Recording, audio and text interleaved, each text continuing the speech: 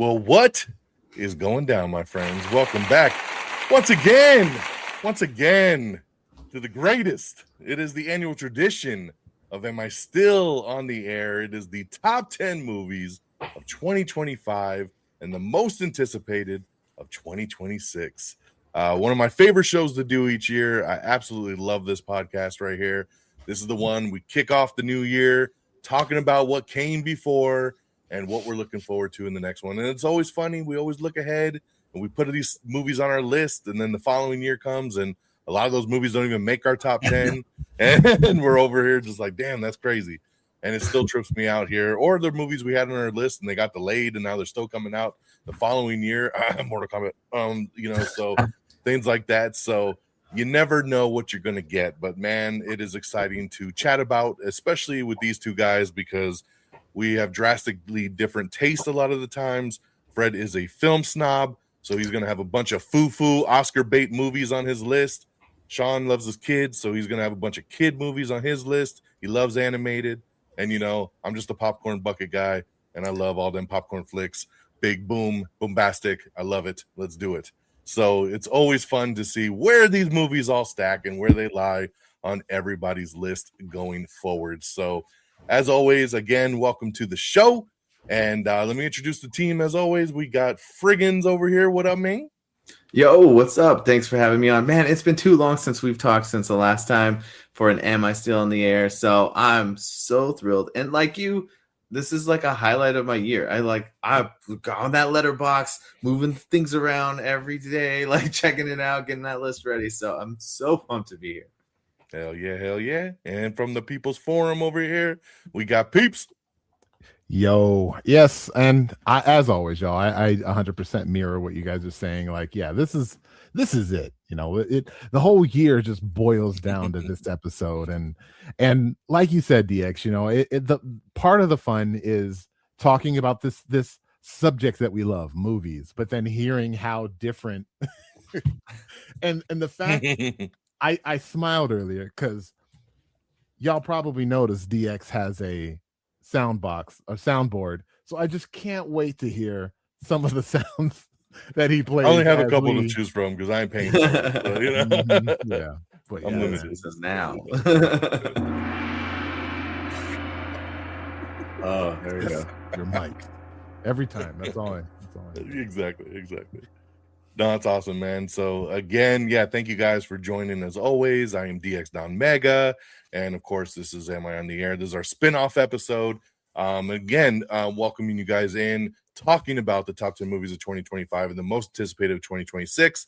And as always, we will go through some honorable mentions, the movies that were really good but didn't quite get into that top realm, but they still left enough of an impact that we want to talk about it a little bit. So we'll run through some of those. Same thing for anticipated as we build to our actual top 10. So, man, always great to get into. And so where do we begin? Again, film is very subjective. Again, everybody's list is going to be different. There isn't a right or wrong answer unless it's Fred's list and it's wrong. Probably 100%. But other than that, we'll see how fast we get to get the fuck out of here this year. But man, it probably will be pretty early. Yeah. I'm anxious to see. We've had some big movies. We've had some bangers, kind of, smaller movies come in there that really, really stole the show this year. Yeah. So I am just really super anxious to see where everybody kind of landed on this thing. So again, for me, I always like to preface that, people confuse when you look at a top 10 of like the best movies, right? And it's like, again, for me, a list comes down to how did I feel coming out of that movie theater? Did that movie leave an impact with me? Was it enjoyable enough that I want to go back and watch it again? 100%. It's not really about, the Oscar baity films of just like, oh, that was a great cinematic achievement. Like, that's not what I'm personally searching for. I am, stacking up on just the movies I really, really enjoyed throughout the year that I bought and I want to rewatch again, that I want to tell other people to watch because I had such a good time watching it, because that's what I love to go to the movies for. So just to kind of preface that a little bit, because people will be very quick to hear a movie title and be like, what? Like, how could you have that on your top 10? But I'm still again, gonna it's the say it. experience. It's the experience. So Get the fuck out of here. get the fuck at it. All the show stuff is down there at the bottom. Again, make sure you follow the show. Make sure you follow all the socials, like us, follow, subscribe. You know, all the good stuff right there. So let's jump on in. Of course, we will start with honorable mentions. So we will go around the horn and kind of talk about those honorable mentions of 2025 real quickly. Just kind of those films that just slowly kind of etched out. There could be a couple of them. There could be a handful of them. I like to go a little overboard sometimes because there's a lot of movies that impact me throughout the year, and I love to give them all just a little bit of love. So I will start off with some honorable mentions here that I have, and kicking things off was a little really, and I think Fred, if I remember, he did not like this one, and I was like, what? Because I loved it, and it cracked me the hell up when I saw it in the theater, and I bought it, and I watched it again, and it's just it is super quirky. Not everybody likes it, but it was an honorable mention for me, and that is Friendship. Oh God! Yeah, Can you get the fuck out of here first? Is that possible? Has this ever happened? Friendship, baby. You gotta have the right sense of humor. Fred didn't have it. So super funny movie, man. Tim Robinson, Paul Rudd, really weird dude that just wants some friendship, man. So this one's streaming on HBO Max. Check it out if you haven't. I know you're either gonna love it or you're gonna hate it. So straight up, and Fred goes on the hate side, I go on the love side. So sure. Friendship for me. My next one up is a sequel to a movie that I didn't even ever think would get a sequel, and it was one of these movies that when the first one came out, I think it actually made my top 10 many years ago when the first one came out, and I was on the fence to see how the second one would go, and it was Another Simple Favor. I really, really like this sequel here with Blake Lively, oh shit, I'm spacing her name. She was. Come on, Fred, help me. Pitch Perfect. Yeah, Pitch Perfect. Anna Kendrick, right? Anna Kendrick. There we go. Anna Kendrick, Blake Lively. Great sequel, great follow-up to that first movie. Doesn't really rehash a lot of the same things. It takes it to a different situation, whole different story, and I thought it played out really, really well. So honorable mention there. My next one, and these are in no particular order. I just want to stress that again. This is just a handful of flips. My next one's actually still in the theater right now, and I was super, super surprised how much I like this one, and that was The Housemaid. The Housemaid is awesome. So based on a best-selling book, you got Sydney Sweeney, and man, this one is a lot of twists and turns. Amanda Seyfried is incredible in this movie. They're already greenlit a sequel, so we are moving forward with this universe, and I was shocked. I was really shocked that I was going to like this movie as much as I did. So The Housemaid's there. Next one up, I had a blast with, and that was Glenn Powell's The Running Man. I thought The Running Man was fantastic. Had a great, great time in the theater watching this one in IMAX. Great throwback action, old school movie. And yeah, really, really dug that one. Next up, I think Peeps might have this one later in the show, but I got Predator Badlands as one of the honorable mentions as well. Honorable mention. Really different take on Predator, where he's kind of the good guy, kind of the anti-hero, of course. But yeah, really, really dug this different take on Predator. Next one, I thought was going to bore the shit out of me and really, really ended up liking it, and that was The Long Walk. So this one here, of course, based on a Stephen King book. A movie that's like an hour 45 of literally just walking, but you're building these relationships with these guys and just watching them drop off body by body, and it's incredible, and you bond with these people in this time frame, and then when it gets to the end, you are emotionally invested, and it worked. So check out The Long Walk, which I think just started streaming on HBO Max as well. Next one up was a horror movie that I watched. I didn't get to catch in the theater, and I ended up watching it on streaming after the fact. And it blew me away. I was stuck to the screen, couldn't believe what I was watching, and that was Together. Really, really liked Together, man. This movie was awesome. Dave Franco, Alison Brie, super unique movie. You've never seen anything like this before, so check out Together. It just started streaming on Hulu pretty recently in the last couple weeks. Next up, if you want some LOLs, it was fun to go back to an old school spoof movie. I got The Naked Gun.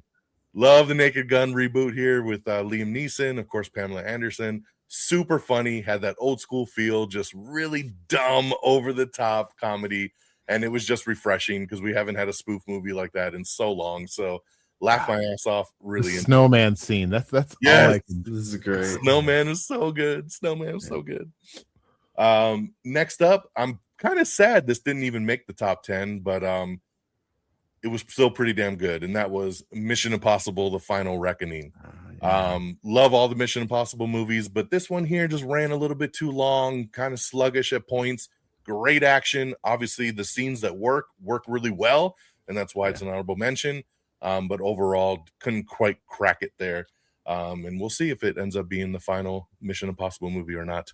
And my last one here was a great return to form in horror as well, and almost hit the top 10. It was just barely there, and that was Final Destination: Bloodlines.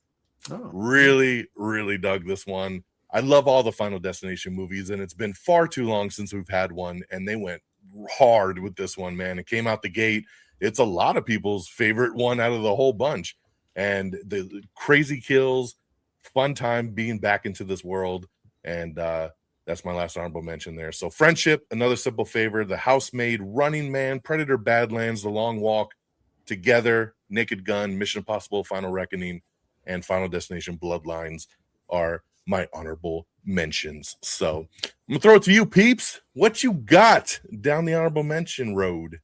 Sweet. And this year has probably been my worst year in the world of watching movies. A lot of stuff has been going down in real life, but yeah, so this year was pretty rough for me. I mean, I got a pretty good amount of movies, and I think I was getting a bit discouraged because there are a handful of movies that I was going out watching, and I'm just like, why am I here? I am not having a good time at all. Oh man, gosh, Honey Don't killed me. I don't think I saw another movie after Honey Don't. That was brutal. I agree. That was brutal. That was rough. So is it really that bad? Yeah, because that's all I've heard, and I have it on my queue to watch it. It's on Peacock, but I haven't pulled the trigger yet because everyone says how bad it is. It's not the worst as like Kinds and Kindness, but it's brutal though. Yeah, it's just like, what's the point? Like, what? Never mind. So not an honorable mention. Not an honorable mention. Just a dishonorable mention. And DX called it earlier. I think most of my even favorite movies, and it might make a top favorite, who knows? But you know, DX was saying, you know, this is our personal experience, how much fun we had in the theater, and you know, my kiddos, you know, they're getting older, they're getting towards that those teenage years, and man, I was trying to get them to see Karate Kid this year, and I couldn't quite get them to do it. So, but when we still have these moments where we go and we see, you know, whether if it's a kid movie or even, you know, some not kid movies, like the joy they have from it, like we just feed off each other. And Frigginz knows I'm a little loud in the theaters, and my kiddos, they kind of echo that energy too. So, but anywho, honorable mentions. This movie is a movie Frigginz kind of suggested to me, but F1. It's in my honorable mentions because I didn't know what the heck they're talking about in this movie. I don't know the rules of racing, so it's like, oh, he's going to do a 640. Yeah, that's a great move. I haven't seen this since back in the 1970s. I can't believe, what is he doing? Why is this good? Is this bad? Is he winning? Is he losing? Like, I couldn't tell what was happening because I know nothing about racing, but it was, I do like how it was put together. So honorable mention F1. I DX with Together, a movie I wasn't even really, I didn't even know I was going to watch it. I saw a trailer to it. I'm like, I feel like this movie is going to be like one of those figurative like metaphors, and it's not this literal thing that I'm watching on screen, but when it turns out pretty literal to be that literal thing, like, man, I enjoyed it a lot. There's a scene in there that literally made me, I think I needed to change my diaper after it. It was pretty freaky. Yeah. And going now, this is kind of going into the family stuff. The Demon Slayer Infinity Castle. My daughter is a huge Demon Slayer fan. Me, not so much, but the joy she got from that, and us, like, we were doing this whole speculation before we went into it, and then even when it was going on, we're like, what is this happening? Why do you think that's? And then even afterwards, we still talk about, like, I can't believe this thing happened. Like, it was just a very fun moment. My son didn't go. It was just me and my daughter. He's like, can I skip? You're good. This is just her and I. And yeah, it was a great moment we had together. So, and the same thing goes with the next two movies. Minecraft movie, not a good movie, but holy crap, I was cracking up. So fun. Like movie dumb fun film that we're like Fred doesn't like fun. Fred laughing. doesn't like fun. He doesn't. Yeah, he hates the smile. Don't watch this in your 40s by yourself. No kids around on a stream. It just totally killed the experience. I should have saw it in theater. Oh, okay. Yeah. So fun movie. Another one was Lilo and Stitch. Kids and I were kind of going into that like, but especially with all these live action Disney films, but like the Lilo actor, like that little girl was amazing, and Stitch was fun. Oh, okay. I thought she was great. I didn't like the little girl at all. She drove me crazy. But Stitch was awesome though. And then this is my first, get the fuck out of here moment, and that's okay because everything I'm going to say after this movie, DX is going to be like, "You picked that over this movie?" Oh yes, my god, Don. I love that. Yes, I love that. I did. Oh no. Superman is my. Oh fuck! What? Is my honorable. Out of here. Man. You can't god, say because I know there's no way this this top 10 is better than this shit, man. Yeah, no, you can't say anything to me the rest of this show. I will say when I was going through this, like my number 10, Superman was there on my number 10. Yeah, like I watched a movie recently that I really enjoyed that got to my heart. Thank you, DX. And yeah. Got your heart. So, yeah, there you go. that's my fucking Superman honorable mention. God damn This it. guy. Yeah. Oh, geez, Wow. Louise. He might take the cake tonight, Fred. I don't think fuck anything outta on here. mine is gonna push you past that. That one's woof. Woof. All right. All right. Well, we can only go up from here, Fred. So what you got? That's right. So yeah, for my honorable mentions, I actually have I also had the Mission Impossible movie. I felt the same, a little too long, and I think they could have trimmed it down just a bit, tightened some things up, and that would have made a big difference. Also on there was Housemaid that you had on there. I didn't even want to see this movie really. Had some friends wanted to go watch it, so we went, and like I was blown away. It's very rare that a movie will have something that actually catches me off guard. And there was something that happens in this movie that I was not I didn't see coming. So definitely hard. Yeah. Well, sometimes it's not good when it gets you off guard, and sometimes it's good. And this was an example of one that was good. So I would throw that one in there. You also have to see if you'd like spy movies and like intrigue with like really cool like tension through dialogue. Black Bag, that was Michael Fassbender, I believe. Really good portrayal of a very interesting character. I like war movies. I'm a big fan of those, in particular like modern time wars. It's very fascinating. The movie Warfare came out where they took based on a true story of events that like occurred as told by the Navy SEALs that experienced it. I saw it in this like crazy loud surround sound. It made you feel like you were like in the theater, like the theater seats were shaking, like everything. I thought I was in the fight. It was so intense, and I came out feeling a little stressed. So that was a really interesting, not only like good movie, good story, and seeing like the horrid experiences of what our soldiers go through in war, but like having a feeling of kind of putting yourself in that zone and coming out with that anxiety. I think it shows that the movie like really did its job in telling that story. I also had The Long Walk that you had, DX. What you said really wrapped it up. I thought there are a few movies this year that had better character development, in particular between the two main characters. It's hard to come by that kind of like connection that you see on screen, and the build up for every kill like just makes you hurt more and more. And that experience, this was like number 3 on my list for almost the entire year. I readjusted a few things, but like and then it fell totally out of the top big 10. fall. Yeah, That's a major There's fall. some good stuff. There's some good stuff. So God damn. A movie I know neither of you would see probably at all. It's called Nuremberg. Nuremberg was Yeah, I based skipped on a that true one. story. They actually So good. the movie studio reached out to me actually for that one and offered me a link to watch it at home Oh to wow, review it, and I was like, I'm good. dude!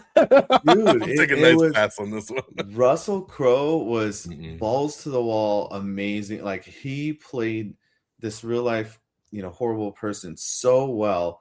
Rami Malek, excellent. Everyone in this entire film was nailing it out of the park. Very like Oscar-y vibe, right? But like based on a true story, and to be able to learn a part of history that I didn't really know anything about. It is also fascinating. You talked about horror shows kind of coming on here. I had two this year that really blew me away.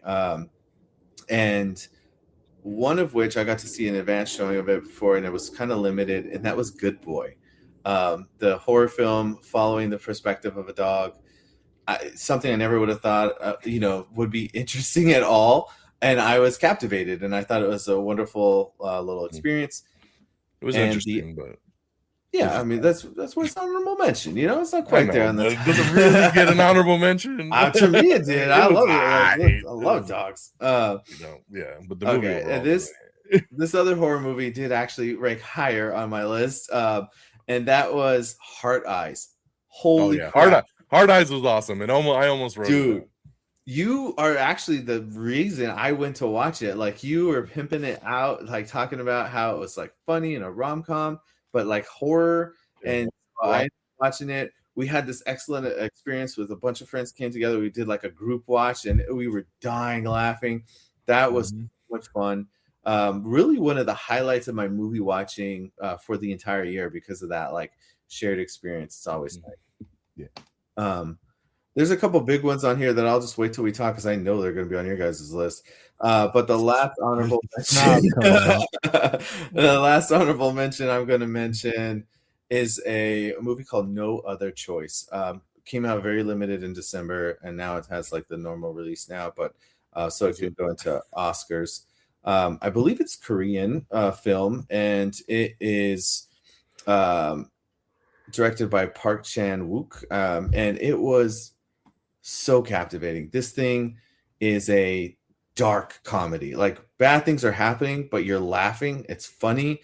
Subtitles throughout, whatever. But like really good acting. I mean, I felt like I was just watching people and not necessarily actors. So really interesting watch for sure. It is a little long. It did feel a little long, and I think that's why it hit honorable mentions for me. And again, I have a couple big ones, but I'll wait on those. I don't want to get yelled at and kicked out so soon. I don't know. You can't disappoint as much as Peeps saying Superman was an honorable mention. Yeah, that one was pretty egregious. But yeah, I'll leave it at that. I think that pretty much covers up most of my honorable mentions there. Okay. Well, the honorable mentions are out the way. Let's get into the top 10 of 2025. So, as you can see by the honorable mentions, you can tell there's a lot of shifting around here. There's a lot of different takes. So, this will be interesting for sure. So, did you guys want to roll through the whole 10, or do we want to go 10 to 6 and then shuffle and then do 5 to 1? I like 10 to 6 and shuffle. That's like my favorite. All right. Let's do it. All right.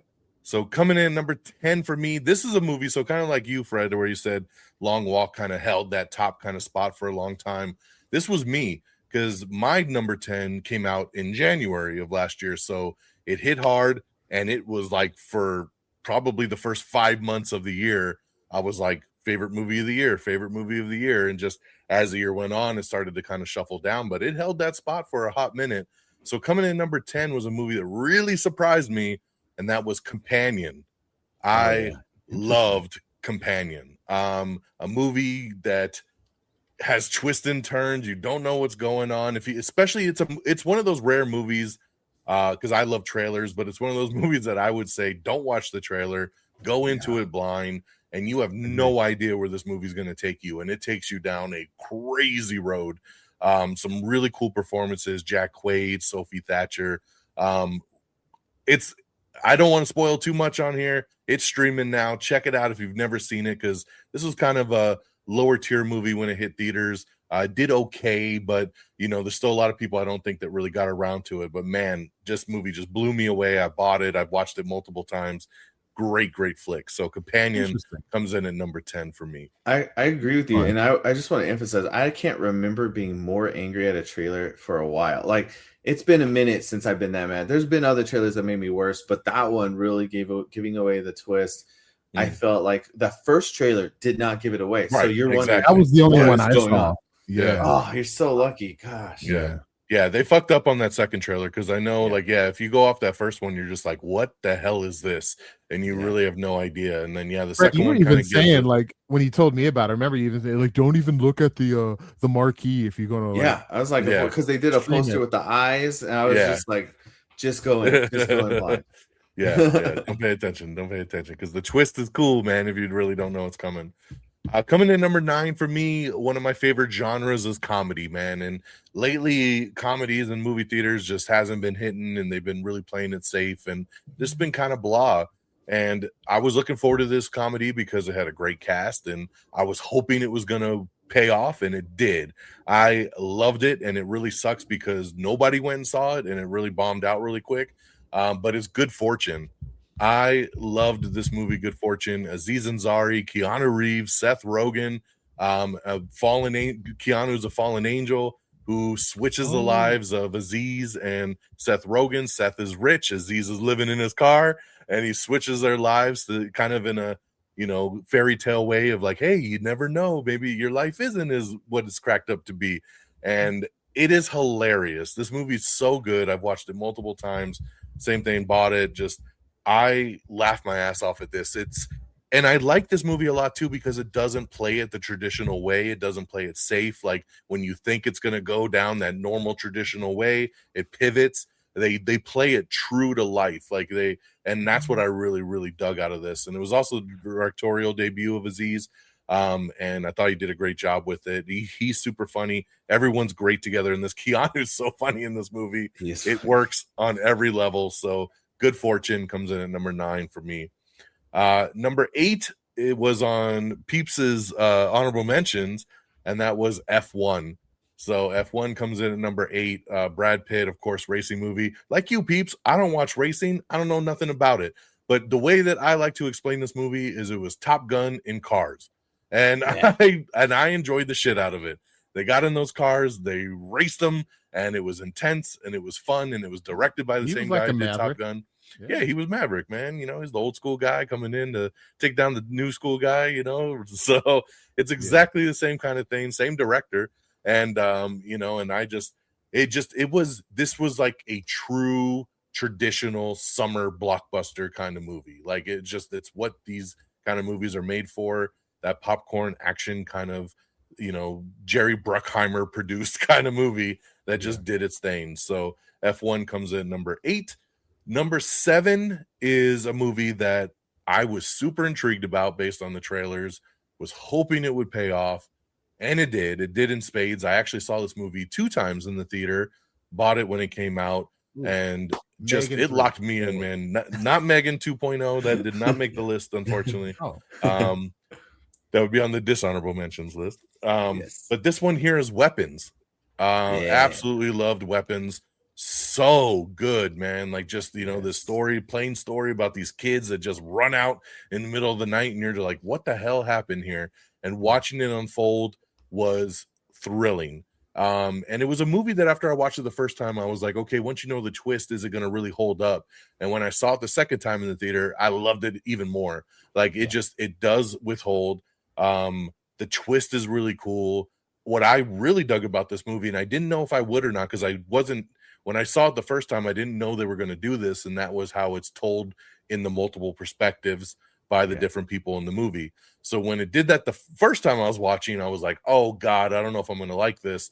And I ended up loving that, because it's always fun when you see the different perspectives and then you see it all bleed together, and you see how everything kind of came together and how one scene went to the other from the different perspectives. And it worked, man. It worked so much. Zach Cregger's killed it directing this thing. It's creepy. It's got some straight scares. And it's just thrilling overall and great performances. So Weapons is number 7. Number 6, I'm going to say, is another movie that underperformed. And I, again, just had an amazing time in the theater watching this, especially in IMAX, especially with the soundtrack that this thing had. And that was Tron Ares. I loved this movie. This is, I think, is the best Tron movie out of the 3. It is, the action is intense. It is on fire. I just think that 9 Inch Nails like score that they did for this movie in IMAX was just banging while watching this movie. And it just, and I remember just watching this movie and just being like, yeah, get him. Yeah. And you're just like in a club. Yeah. You're just like, I'm like, I don't remember the last time I watched a movie where I'm just like feeling it like the whole time. And I'm like, Tron did that, man. Like it was so damn good and visually beautiful, just so visually cool. Gorgeous. I'm a sucker. Red's my favorite color. I'm a sucker for red. Everything was red in this movie, and the digital red, even the opening Disney logo in digital was so cool of an opening. Say what you will about Jared Leto. I mean, he played a computer generated dude real good. Like he was great. This movie's just got nonstop action, great visuals, great soundtrack, and it was one that stood out to me, man. When I walked out of the theater, I was like, damn, that was the shit. I loved it. Just started streaming on Disney Plus, by the way, a couple days ago, and in IMAX format, so it's pretty cool. So definitely check that out if you haven't seen it, because I know a lot of you skipped on it, and you shouldn't have, because Tron Ares was pretty awesome. So that is a number 6. So that is my 10 through 6 right there. So, Peeps, I'll throw it to you. What you got 10 through 6? Excellent.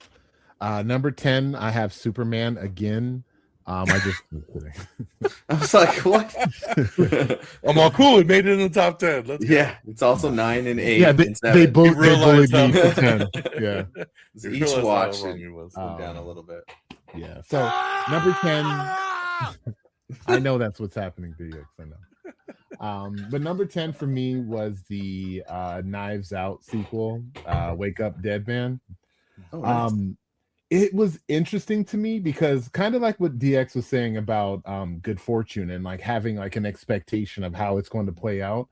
I mean, we have 2 other films that, like, okay, here we come, and then Benoit's going to show up and then do the big reveal. They really changed the way that this movie the format of this movie, and I actually appreciated that.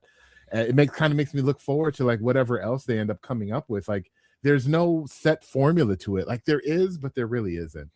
I really liked this one in terms of just like the way that it was shot, the way that they kind of like, I actually started thinking about like, are there like super natural elements that are happening here? But like, when everything kind of went down, I don't know, man, I had such a blast with this movie. I really did. And gosh, like the first one, Knives Out, like I just love that movie so much. And I really like the Benoit character. And yeah, I really look forward to these when they come out. Even Glass Onion, yeah. Which I would probably say, like, I think I like this one more than Glass Onion. Me too. I really like Glass Onion. This is the worst one. Okay. 1, 3, 2. 1, 3, 2. I'm with you. I like all 3, but 2, 1, 3. Wow. Or 1, 2. Or I could even go 1, 2, 3, but I really like the Glass Onion. Like, I think the cast I did too. Yeah. I like the setting. There was awesome. I think what fucked me up on the new one is just that church setting for the whole movie. Like it was just very blah. Like, and I think like that second one being like on an island in a mansion, and it just had so much more going for it.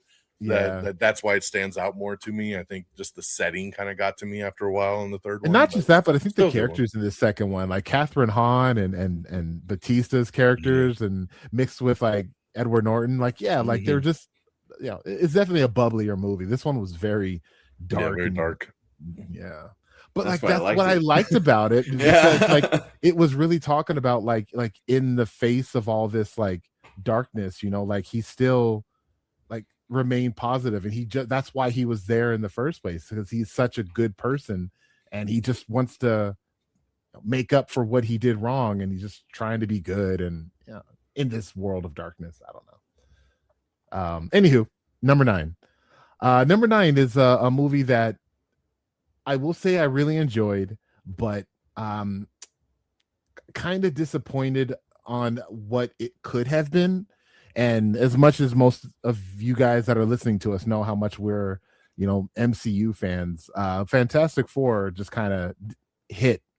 It didn't hit as hard as I wanted it to. So that's going to be my number 9. Still really enjoyed it. Enjoyed it more than Superman, but yeah, so there's some things that are coming up in the MCU that I was kind of hoping they would throw into this movie that they didn't. But all in all, it was it made my top 10. So I think that says something. So, I will say Fantastic Four had this. There's this thing called Screen X where I live, and they put it's like the screen goes up down the side of the walls. And so it cuts off when certain scenes when it's just like people in a room. But when the Silver Surfer in space, I saw it in Screen X, and you can see like the surfer coming from behind you down the side of the wall and then into the screen, and like space just circling you. And that for me made the Fantastic Four experience a lot better when I saw it. And I watched it the second time in that format, but it was really, really cool in that format. So I don't have that looks cool in my house. Have you ever seen anything like that, DX? Like do they have that? I haven't seen screen. We don't, unfortunately. No, I wish. I want to see one of those movies so bad. Yeah, it's really cool. My number 8 is on DX's honorable mentions, but I'm telling you, man, like watching this with the kids, like we had a little house get together for this movie. It was such a blast. We were just dying throughout the whole freaking film, and the snowman just made me absolutely happy, and that is the Naked Gun. I was, when I first saw the trailer, I'm like, really, like we're going with like Taken, like he's gonna crack me up on the same level of Leslie Nielsen, and I didn't think this movie was going to be this funny, but like it really was. It was so dumb, and I love that humor. Probably the Naked Gun series are like one of my top favorite films. I love those movies, and I recently showed the kids them, and then when we saw this one, it was great. Like DX said, like this humor doesn't exist anymore. This stupid, funny, like if you're not quick, like you won't catch the joke. Yeah, it was good. Like I still love like when he needed to go use the bathroom and Batista came in and covered for him. Like at the end of the movie, like he thought like I gotta use the restroom, and they just like swapped, and he's like it's so stupid. It is, but it's so funny. It's great. I like when he takes a bite out of the gun. It's so stupid. Just handing him coffees the whole movie. Like, everywhere. They just kept it going. Gosh, so good, man. Yeah. Man. So I struggled with my next ratings of the 3. So feel free to yell at me as much as you guys want. But we already are. Avatar 3 is my number 7. Yeah. I thought this movie was fantastic. I gave it 5 stars. It is a cinematic spectacle. But there are just things about it. And I've even seen people on the internet that obviously I'm taking it personal because they say things like, if you thought Avatar 3 was like Avatar 2, then you're missing the point and you suck and you're the problem. I'm like, okay, I guess I'm the problem because I feel like it was just Avatar 2. And I don't know. It didn't land where I would have liked it, and that's my own personal fault. That's my own personal issue. I did the same thing with the Matrix. I wanted Matrix 3 to go to this weird area where Morpheus was actually the one or something like that, and it didn't. And then it's like, I don't know about this movie, but like that's my own fault. So, but yeah, Avatar, Fire and Ash. So many good things about that film, but there are a lot of things I did not like. And my number 6 was DX's number 7, and that is Weapons. Had a great time. It was one of those films, like you said, DX. I'm like, even watching it, I'm like halfway through it, and I'm like, a little frustrating. So I'm like, where are we going with this? What are we Right. doing? Like we keep, Exactly. but like once everything comes together, it really comes together. And that's what I have to tell people about this movie is like, you know, there might be points in the film where you're like, what are we doing? Where we're going to get there? But I promise you, you're going to get there. Like people want so much instant gratification with their, you know, YouTube shorts and all that. It's like, it's a film. Like watch it. It's going to take you there. You know, it's a slow burn, but it's a fun slow burn. Yeah. My mom's there asking questions like, watch the movie. So, but I will say there are bits and pieces of it that's a little frustrating because those questions have been asked to the director. Hey, why did this thing happen? Why is there a random? Why did he envision a gun floating above the house? And the director's answers are like, I don't know. Why do you think there's a gun floating above the house? Honestly, I don't even really know why that happened. You have to interpret that. Shut up. Yeah. Like. Why make a movie and not have any intentions? Like you could say something like there is an intention, but I want people to, you know, get something, whatever they want to get out of it or something like that. Don't tell me you don't know, sir. You put it in there.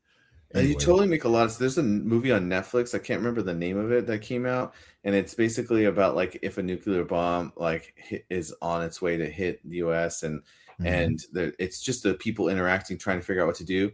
And the way it ends, I was like, you gotta be, that's the end of the movie. And the director did kind of the same thing where it's like, I want you to figure out XYZ. And I'm just sitting here like, you gotta be kidding. You're talking about that House of Dynamite or whatever, like the Catherine Bigelow one. Yeah, that's exactly. Yeah. It's for you to determine. Yeah. Yeah, I'm like, it's just like this isn't a choose your own adventure. Like, that's not why I'm watching this movie. I want a fucking ending. Yeah.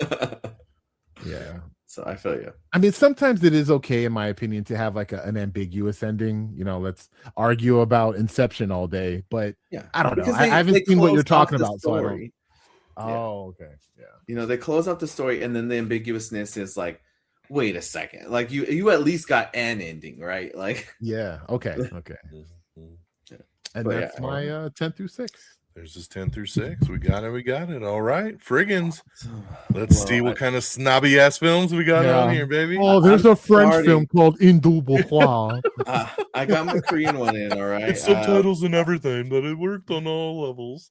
The first two, 10 and 9, are snobby Oscar movies. So you got me there. I just wanted to mention that some of my, remember when I said like honorable mentions were going to be listed? You hit on Fantastic Four and Avatar and Tron were all in my honorable mentions categories. Damn, Avatar was on honorable? Yeah, just missed it. It was close, but you know, I just wanted to say a couple things like thank you. I wanted to reference, because when you were talking about it, it's like, again, the theater experience and these new formats that are out there can have such a huge impact on the way you watch a film, right? So I go into Tron. I had never seen the new D-Box. The last D-Box I didn't like. It was like just shaking all the time, and it didn't seem like intentional.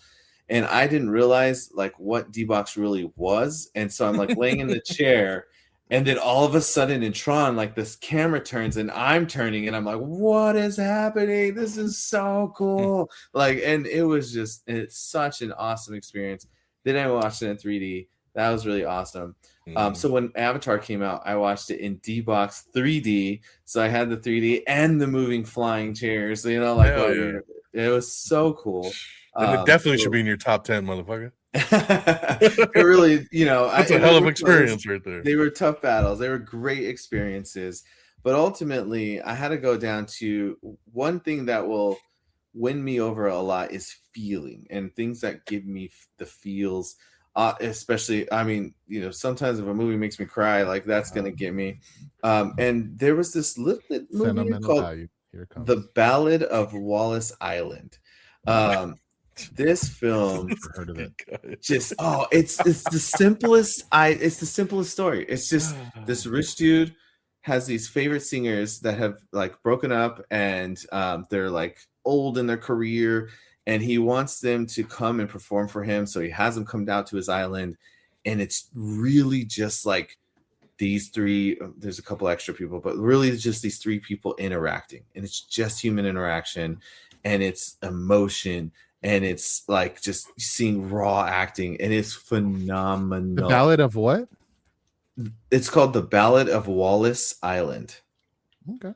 And it's funny. Like there's a lot of really good funny moments in this film. And so that's what you can get with some of these Oscar snobby stuff. So that is my number 10. My number 9, again, a movie in that kind of similar category, is called Rental Family. Brendan Fraser is tearing it up right now. This dude is doing some really good stuff. I can't wait for him to be in for The Mummy. But he plays this guy that lives in Japan, and he finds out about this company that like you can hire people to do weird things. You can hire a person to go apologize for on your behalf.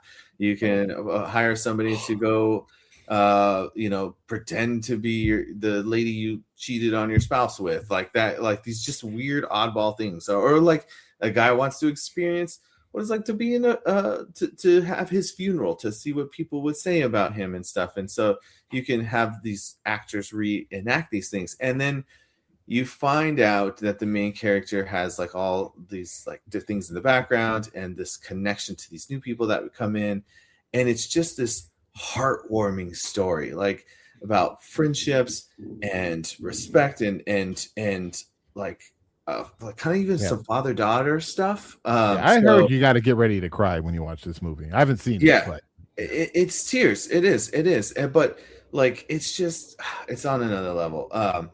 And it's really, really good. And actually, I lied when I said the first 2 are Oscars. I should have said the first 3 are Oscars, because my number 8 is another Oscar-y one, but this one's a little bit more mainstream, and that is One Battle After Another. This is the new Paul Thomas Anderson film with Leonardo DiCaprio. And oh my gosh, let me tell you, if you took Leonardo DiCaprio and Benicio del Toro and made a buddy cop of these like story of these 2 characters, it would be phenomenal. These guys when they're on the screen together, it's just chef's kiss. It's amazing. You get this chaoticness of Leo just bouncing all over the place, and this serene, cool, calm demeanor of Benicio. And it's just great when you see that. But that's just them. Then you throw in Sean Penn, who, if that dude doesn't win an Oscar for like Best Supporting Actor, the Oscars are broken. I've never seen someone play such a crazy ass character that this guy did. He is lights out. Like he steals every scene he's in. And there are some hilarious statements that I won't even say in case you guys watch them, because it's so funny and unexpected that come out of that guy. Super, super good. Excellent story, by the way, very timely as well. But it has just a lot of really good acting and good story beats. All right, let's get into a little bit of like the mainstream stuff for my number 7. Kind of get back on the Red Dragons grounds here. Right. My number you really are. You're talking very Here we snobby, go, man. I know he is. Oh. He's such a snob. My 7 is Predator Badlands. Yes, I can't believe it's on your honorable mentions, Son. This was such a blast. I watched this movie like 3 times in this theater, I think. You know what else is such a blast? Tron and Avatar and all those movies that you picked all those boring snore fests to be higher. You know, when I first started to hear about Predator Badlands, I was like, I don't know. I mean, I'm gonna watch it, but I was like, had no excitement. And that first trailer dropped, and I'm like, hell yes. It gave the sci-fi elements, but I was curious on how they could do a story focused on that character. The additional cast really helps tie that in to connect with the audience. There's just so much to like about this film. It's incredibly fun, some amazing action, and for a CGI fest, like they did a really cool job of tying in a lot of practical things. I mean, even the guy that plays Predator, right? Like he was actually in there in the suit, and they CGI kind of his head, but like it works so well.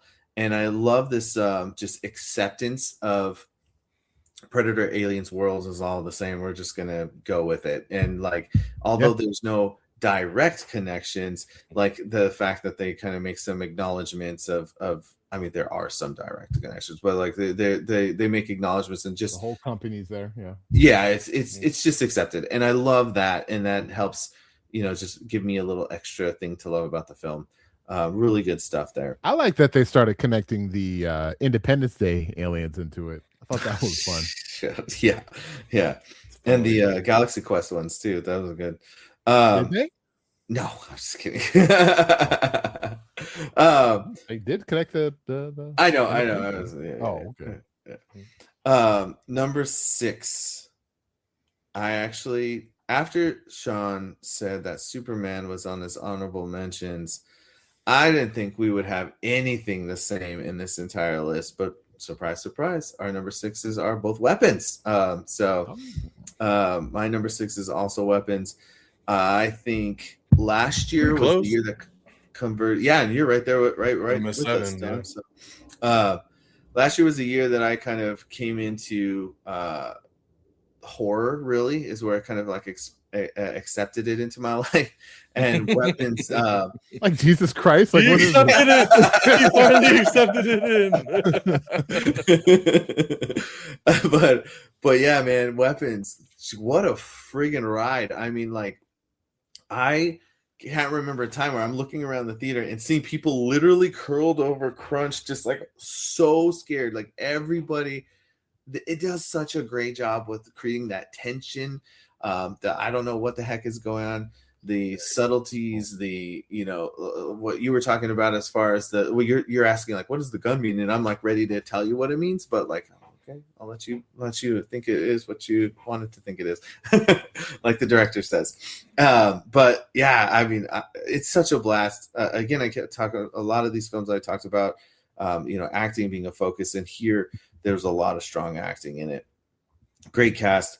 But really, it comes down, I think this back half of our list emphasizes for me feelings, and that one hit on those like scary feelings that are like really intense. And I thought I was telling everybody to see this movie. I was like, don't watch a trailer, just go watch it. Like, trust me, it's going to be good. So yeah, I really like that one. Yeah, hell yeah. Now, same here. When I saw it the second time, I took my wife, and she was kind of on the fence, like, I don't know. And I was like, just trust me. Like, let's go. You're going to like it. And she was like, yeah, that was really good. I'm glad I came. So it was good stuff. All right. So that is 10 through 6 for everybody. We'll circle back around now for our top 5 of 2025 now. So coming in number 5 for me, Peeps already brought it up on his list a little bit earlier. Typically the Marvel films, they go a little bit higher, right? But I agree with you, Peeps. It was great, but when the grand scheme of things, like, it just didn't quite hit where I wanted it to, but still a great movie, and that was Fantastic Four. So Fantastic Four comes in number 5 for me. Great to finally have this crew in the MCU. Looking really forward to seeing what they do in Avengers Doomsday. Just to see them kind of move on and interact with some of our other heroes. This one here not being an origin story and kind of just coming in later, and then she's pregnant, and it's like I felt like there was a lot of missed opportunity to really see them do their thing. They're kind of pigeonholed, right? But there's a lot of cool moments with Galactus. Like Fred said, that whole space scene is visually just stunning. The wormhole and just all of that was great. Great humor. I mean, I like the casting. Just it had everything there. Same thing. It's a 5-star movie for me. But at the end of the day, like, it only hit number 5, and it's kind of a little unfortunate, but but still good enough to crack the top 5. So, hopefully on their next go around, we'll get something really, really cool. So coming in number 4 for me is a movie that, just from an action standpoint, because I'm an action junkie, I love action, and this movie just whooped some serious ass. And again, unfortunately, for some odd reason, nobody went to really support it, and it kind of came and went really quick. And that's Ballerina, from the world of John Wick. I loved Ballerina, man. Like, you got, Keanu Reeves coming back, doing an actual decent little amount of action in this thing, continuing the story in between John Wick 3 and 4, but then focusing on Ana de Armas's character. just again, if you like John Wick, there's no reason you wouldn't like this movie. This movie is nonstop action from start to finish and some great choreography. It's a beautiful looking movie, again, across several countries and all these different environments, and the flamethrower scene and just like all these different things, man. Like, and then Keanu coming in, his fight with her is awesome. And this movie just blew me away, man. I walked out of the theater so happy after watching this one, and it stuck with me, man. So Ballerina comes in at number 4. Coming in at number 3, we're going back to Marvel, and that is Thunderbolts. I loved Thunderbolts. This number one 3, was a really good return to form for Marvel. We joked before this movie came out, it's kind of Marvel trying to do a Suicide Squad kind of thing. Yeah. Just throwing their B, C level characters kind of together, and like, what are we, some kind of Thunderbolts? I don't know. And then, but for whatever reason, everything clicked in this movie. It is emotional. Like, it's heartwarming. This movie makes me cry every fucking time she's like, I'm so alone. And I'm like, oh God, don't be alone. Not again. Her talking to David Harbour, and just their back and forth. And you're just like, she's lost everything. Nothing makes her feel anymore. She doesn't want to be the villain anymore. She wants to be a hero, and then all the characters play so well together in this thing, man. And then having the big twist at the end that they're the new Avengers, and how that's going to bleed into Doomsday. And now you're going to have 2 different Avengers teams together, and who's the real one? Who's they're the fake one? Like, they're the fake ones. But yeah, they're the fake ones. But but it's just crazy. Like it was, because we always wondered what that little asterisk was there at the end, and it was the new Avengers.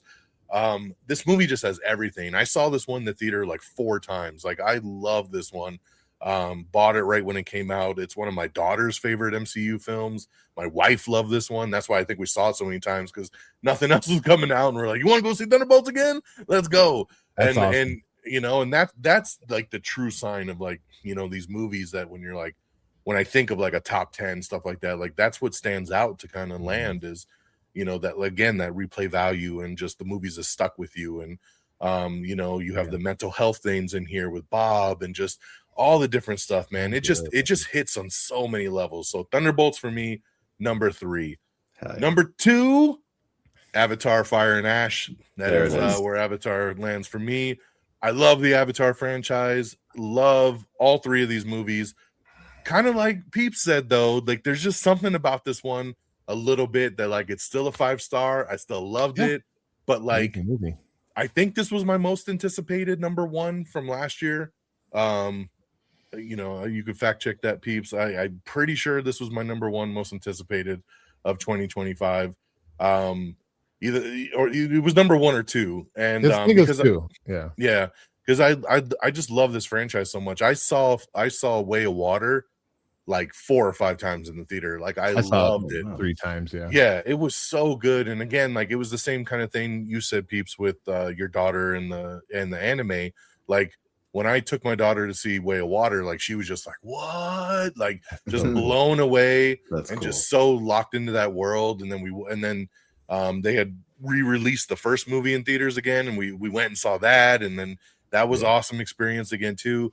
This one here, it's like I loved it, and then at the same time, I'm like, I haven't gone back to see it a second time. Like, I'm kind of on the fence. Like, I kind of want to do it, but then also that runtime kind of bugs me of like 315, 320. Like, I Way of Water is like 310, and I never felt the runtime in Way of Water, but I did in Fire and Ash. Like, I remember looking at my watch a couple of times, like, how much longer is this one going to go? And that kind of tripped me out, because like I said, the other 2 were 3-hour movies, and I'd never once like even batted an eye at it. And this one, I really, really felt the runtime on. But I still loved it. I mean, it's number 2. It's not to knock it. It's just saying that, like, there's just something about it that kind of held it back a little bit from being that number 1 film. So so Avatar Fire and Ash lands at number 2. And of course, the number 1 film of the year is Superman. Come on, man. That's why it bugs me that this dude had it on number 11, like an honorable mention. It was Superman. Now, obviously, again, full disclosure, Superman is my guy. That is my favorite Yep. superhero. I love Superman. It was going to be hard to not like this movie unless they completely shit the bed. But you know, James Gunn coming in, launching this new DC universe, we got like that more kind of comic book kind of world, you know, different from the way that the DCEU was set up, where it was darker and more grounded. This was light and bright, and we were embracing Green Lanterns and Hawkgirls and all these different things. Love the casting. I'm a Henry Cavill guy, but then David Cornsweet came in and just kind of killed it, crushed it, and I was like, okay, I can open my heart to this dude. You know, I thought the casting was top notch. Like Rachel Brosnahan as Lois is perfection. He was great. Lex with Nicholas Hoult, awesome. Just love seeing this universe blossom from James Gunn across the other medians, and I'm glad he's already working on the second movie quickly, because we know I want to wait 10 years to see a sequel to this thing. Yeah. It's fun. It's you know, it's witty. It's got great action. There's still some things that I would change about it, but at the end of the day, this is another one that I saw like 3 times in the theater, bought it, watched it at home, loved it, really fun time. So Superman is the #1 film of 2025. So that's what I got there. So Peeps, I hand it to you, man. 5 through 1. What we got? Okay, here we go. Number 5 is a film that didn't make anyone's honorable mentions. It's not going to be on anyone's list, but it is my number 5 because the Beavers movie was last year, Peeps. Okay, they can't say that one again. Can't keep doing it. I was going to do it again. But no, I had so much fun with this film, like so much fun. Every time I think about it, it's a great movie, and that's The Monkey. The Monkey, I did like The Monkey. It was an 80s film, but like presented today, like there are story beats that just don't make sense and that are kind of stupid, but there are so many like intense kills. Like this is like a what were you just talking about earlier, a Final Destination kind of film where like these like crazy kills. And I love movies with like a good amount of gore and like practical effects. And you know, Tatiana Maslany is in this movie, and I've been in love with her ever since She-Hulk, and I'm like, I can't wait to see what she does in this. Holy shit. Oh, that sucks. But you need to go see Primate in that thought. You're gonna like you're gonna love that one. I know. And that was a 2025 film, wasn't it? No, it comes out today. Okay. It just came out today, but I saw it several days ago, and it's fantastic. I'm looking forward to it. And it's got those practical, like good old school horror effects. So I'm excited. It's really good. Yeah, I can't. I've been trying to I'm gonna tell my kids like, hey, let's go, and they're like, no, we'll watch Anaconda, but we're not watching that one. But yeah, man, I had such a blast with this movie. So Monkey is my number 5. Number 4, family friendly movie that I was cracking up at, and I was actually looking forward to this movie, and it was much better than I was anticipating that it would be. And again, me and the kids and we were quoting this movie for a minute after it had came out, but Zootopia 2. It's great. We had such a good time with this movie, and I just love Zootopia because they're these anthropomorphic, like intelligent animals, but they're just these stupid moments where they just turn into like just their animal forms, and it's just like just dumb humor. So I like it. Zootopia 2 is my number 4. Had an amazing time with it. And there's a post-credit scene in that movie too, if you guys didn't know. I missed it. Dang it. Seriously? It's like I didn't say. It's leading into Zootopia 3 potentially. Like right into that. So yeah. Okay. And number 3 is DX's number. Oh, DX didn't even have this on it. It was Frigginz. Fred, you had your number 7, but that's Predator Badlands. I saw this movie like 3 times in the theaters, maybe 2 or 3. I'm just a sucker for a handful of characters, for Godzilla, for Predator, for like aliens, and like Transformers. Like I'm an immediate sucker for that stuff. But this was so Predator, and like you were saying, Frigginz, like to make him, a quote unquote good guy, but not really. Like, yo, he's using a tool. Yeah, right. I can just use a tool. That's all you are. That's fine. And what's the name? What's the name? Sister Dakota Ellie Fanning. Is that her name? Yeah, Elle Fanning.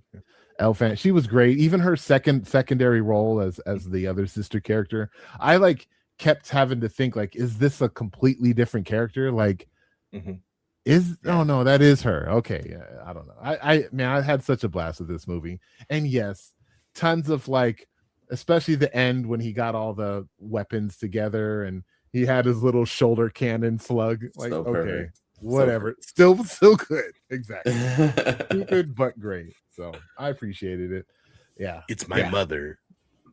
Oh my god. Yeah. Oh no. Yeah. That's an 80s ending for you. Right. And not even like, and they don't even have to do anything else. They could just leave it at that. And I'll be happy. But yeah, man, such a blast. Took my son to see it, and he wasn't as excited, but he was still pretty excited, like watching it. I think if they had more blood in there, he would have loved it. So yeah.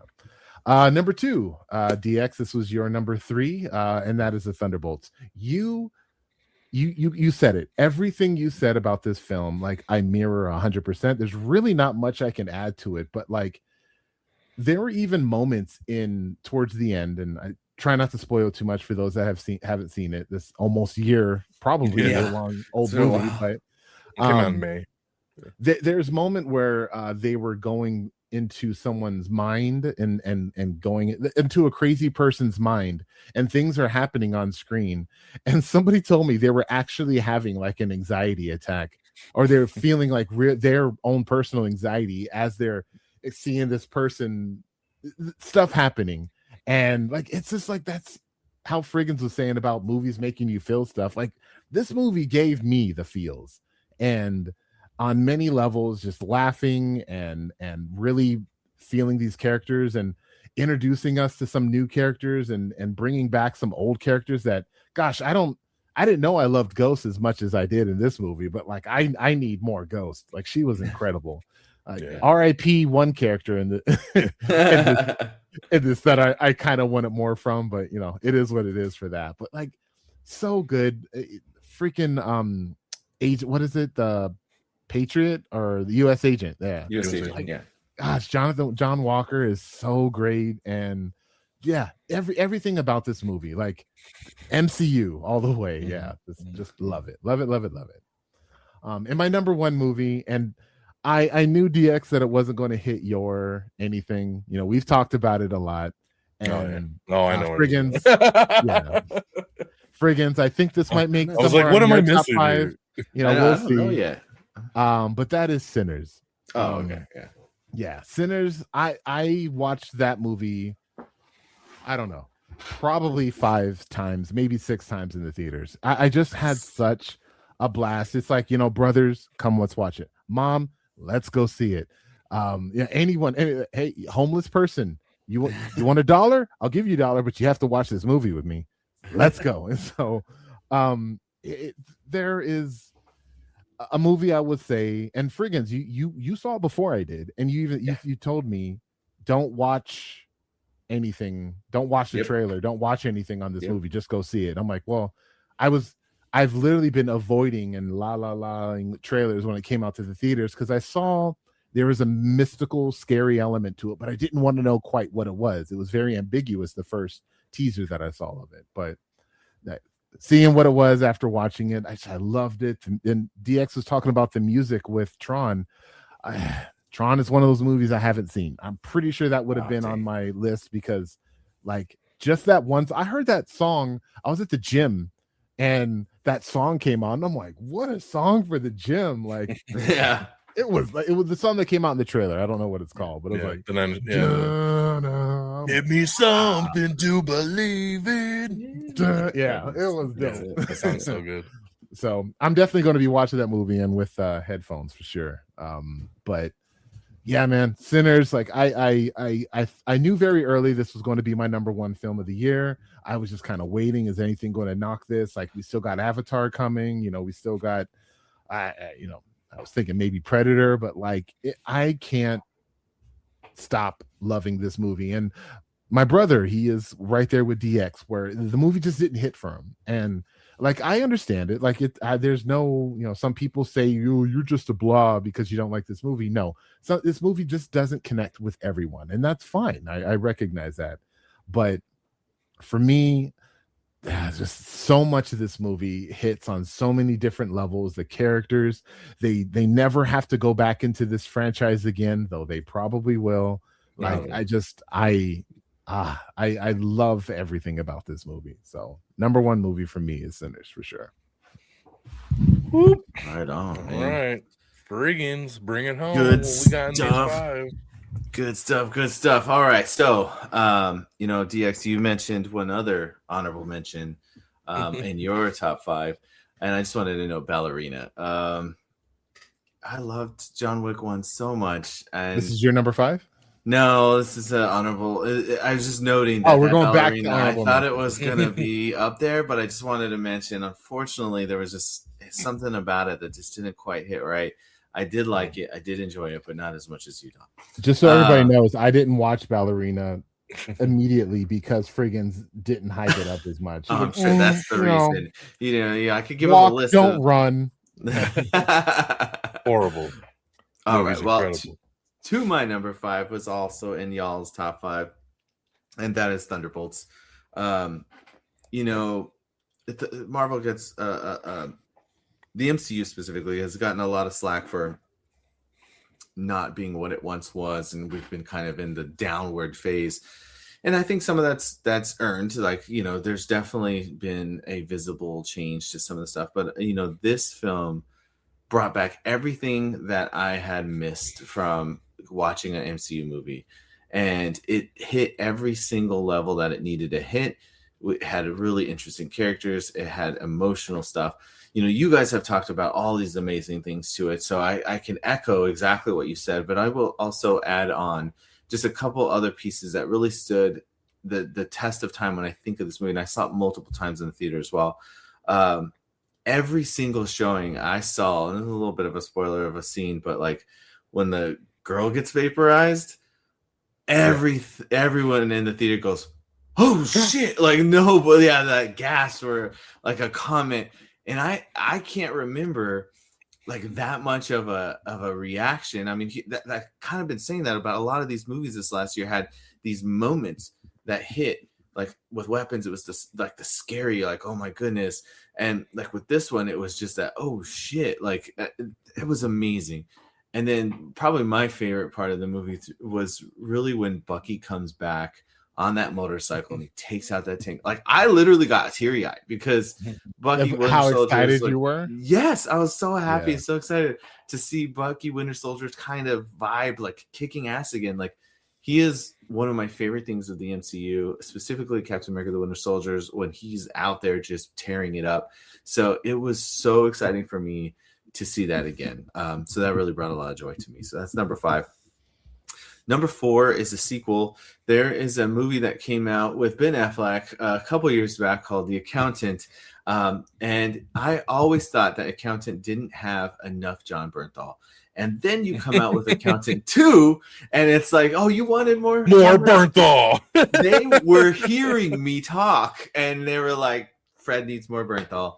So they made this movie specifically for me. I've told a lot of people that this was on the top 5 on my list, and everyone's like, really? Like, why? Like, I'm like, yeah, exactly. Well, you don't understand. This movie was made for me. Like, it's a really good movie, but top 5? Come on. Dude, I died when I was watching this movie. I was laughing so hard, and that was something I didn't expect.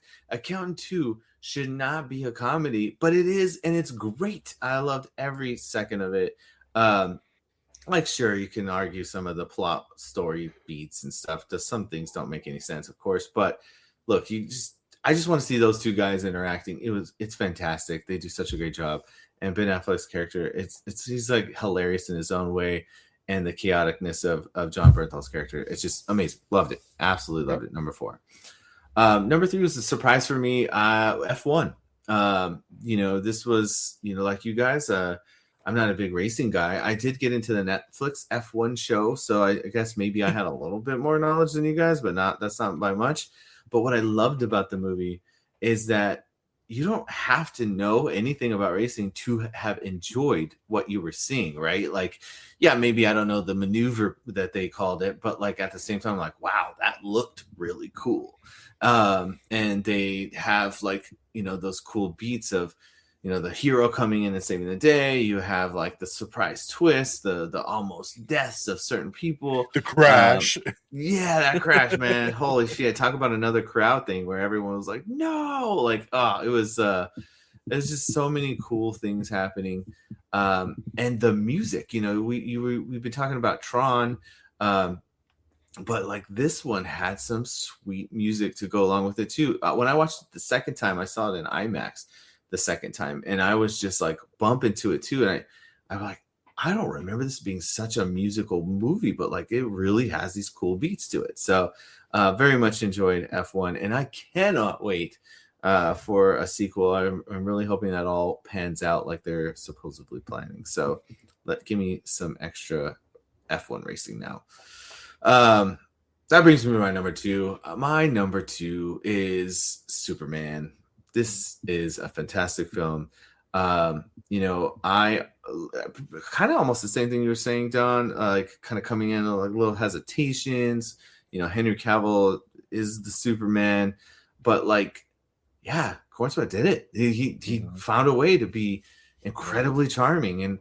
And what I liked is, as much as I love Henry Cavill Superman now, which yes, I know if you listened to our earlier episodes years and years ago, I talked so much shit about Man of Steel. I like it now. Okay, whatever. Okay. I can change. You accepted it into your life. I accepted the Man of Steel. Somehow the snob overrode your nerdy comic book side. Like, exactly. Two sides fighting. You know, I just found that he hit on all the things I wanted out of a Superman, right? Like, you know, I've been reading comics basically my whole life. And, you know, one of my arguments was always like, you know, this wasn't the hopeful heroic Superman. And I hear a lot of people talk shit about the fact that he got his ass kicked in this movie, but like I love those components. I think that's like a good thing.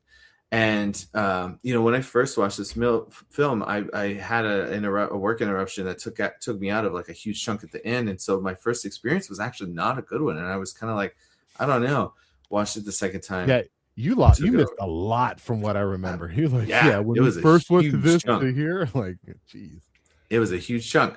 And so now, like, and I see it the second time, love it. That's the movie I've seen the most this year. And you would think that maybe that would be number one, but I saw that movie the most in theaters.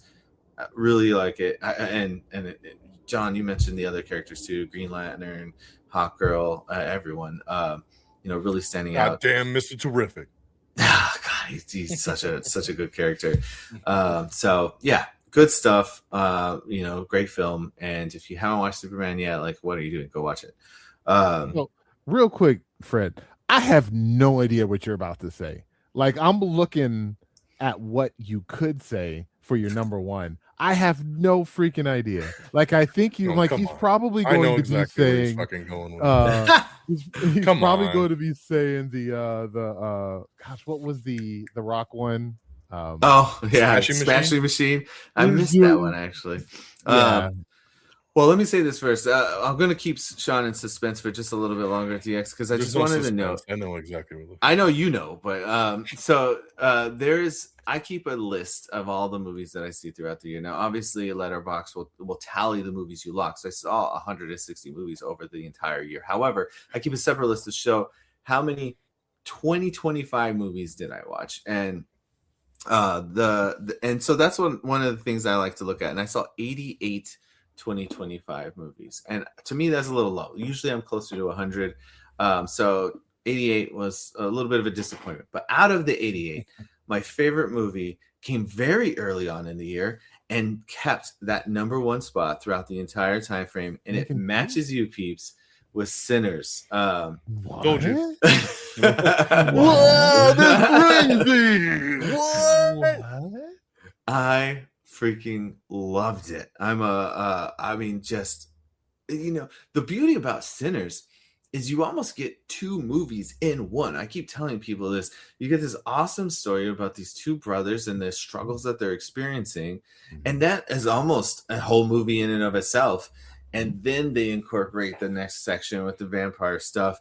And I love the swings that the movie took, and as far as like the musical scene, Ryan Coogler takes this big swing with having these like this weird like music video just thrown in the middle of the movie, and it works so well. I mean, I could go on and on and on. I know we're running a little long on our time here, but like this film is the number one movie of the year in my opinion, because of the acting, because of the score, because of the cinematography, the mixing of the IMAX. You have a great story, and it just has so much cool components, and there's so much to like there's all these individual pieces, and you can like any one of those individual pieces, and it's fantastic. Yeah, absolutely loved it. I took friends to it too, just like you were saying, Peeps. Like, I'm like, no, we gotta go back. We gotta see this again. If you told me I need to watch it. Oh yeah, you're like, you gotta go like now. Yeah, this year was the year of like, don't watch a trailer, just go watch it. It really so many of these movies were like that. But yes, Sinners. See, you guys were dragging everybody to it, and I was like, "Don't go watch that shit." Yeah, I listened to your review, and I was like, "What is wrong with you, Don?" It's funny because most people I meet in real life agree with me, but like the film world is like you guys, like all like number one is the best movie, but then like I feel like everyone I have a verbal conversation with in real life is like, yeah, I don't get it either, man. The movie sucks. So like I'm just like, it's such a weird dichotomy of that movie, man. Yeah, sure. It really is. Because our boy Geeky Patty hated it too, and everybody I work with hated it. Like I haven't met another person that's like, yeah, and I'm like, so what is going on? Why does this thing have like a 98%? And like, why is everybody talking about it in the top 10? It's crazy. Everybody I work with loves it, so that's kind of funny. Weird, man. Same. I know. So, I remember when it hit HBO, and then people were like, "Oh, I finally got to see it." I hated it. I was like, okay, it's not just me. Tell you, all right, let's run down these top 10s real quick in full. So for me, number 10, Companion. Number 9, Good Fortune. Number 8, F1. Number 7, Weapons. Number 6, Tron Ares. Number 5, Fantastic Four, First Steps. Number 4, Ballerina from the world of John Wick. Number 3, Thunderbolts, aka the New Avengers. Number 2, Avatar, Fire and Ash. And number 1, Superman. Peeps, run down your top 10. Number 10 is the Knives Out sequel, Wake Up Dead Man. Number 9 is Fantastic Four. Number 8 is the Naked Gun remake. Number 7 is Avatar 3, Fire and Ash. Number 6, Weapons. Number 5, The Monkey. Number 4 is Utopia 2. Number 3, Predator Badlands. Number 2, Thunderbolts. And numero uno is Sinners. All right, Frigginz. And I have at number 10, The Ballad of Wallace Island. Number 9, Rental Family. Number 8, One Battle After Another. Number 7, Predator Badlands. Number 6, Weapons. Number 5, Thunderbolts. Number 4, The Accountant 2. Number 3, F1. 2 is Superman. And number 1, Sinners. Woohoo. I must say, guys. I'm definitely surprised. Like I was doing a bit of some research on what other people thought, and a lot of people were saying that Marty Supreme is like one of the best movies of the year, and Sentimental Value. I thought for sure Frigginz was going to have those two on 100%, 100%. Or even Frankenstein. I thought you were going to have Frankenstein on yours, DX, but yeah. I haven't even watched Frankenstein. It's good. I got to see. We have a like one of those theaters that shows like the like rare releases up here, so I got to see Frankenstein and the Knives Out sequel. What is it again? Wake Up Dead Man. I got to see both those in theater. Really cool experience. I saw Wake Up Dead Man in the theater as well. Yeah, your episode reminded me. I was like, so I started looking for it, and I was like, oh sweet, I can still see it.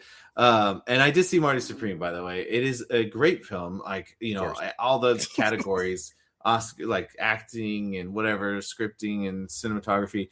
But the guy is a scumbag. Like, I could not like that character whatsoever, and so it tanked it. It tanked it. Yeah, and it does the job well. Like, yeah, Timothy is phenomenal in it. Like, I give him so much credit. He really portrays that. But like, I could put on my list because I could not root for this character. I'll wait for your Okay. friggin' movie review on that one. So Yeah. All right. All right, so that is the top 10 of 2025.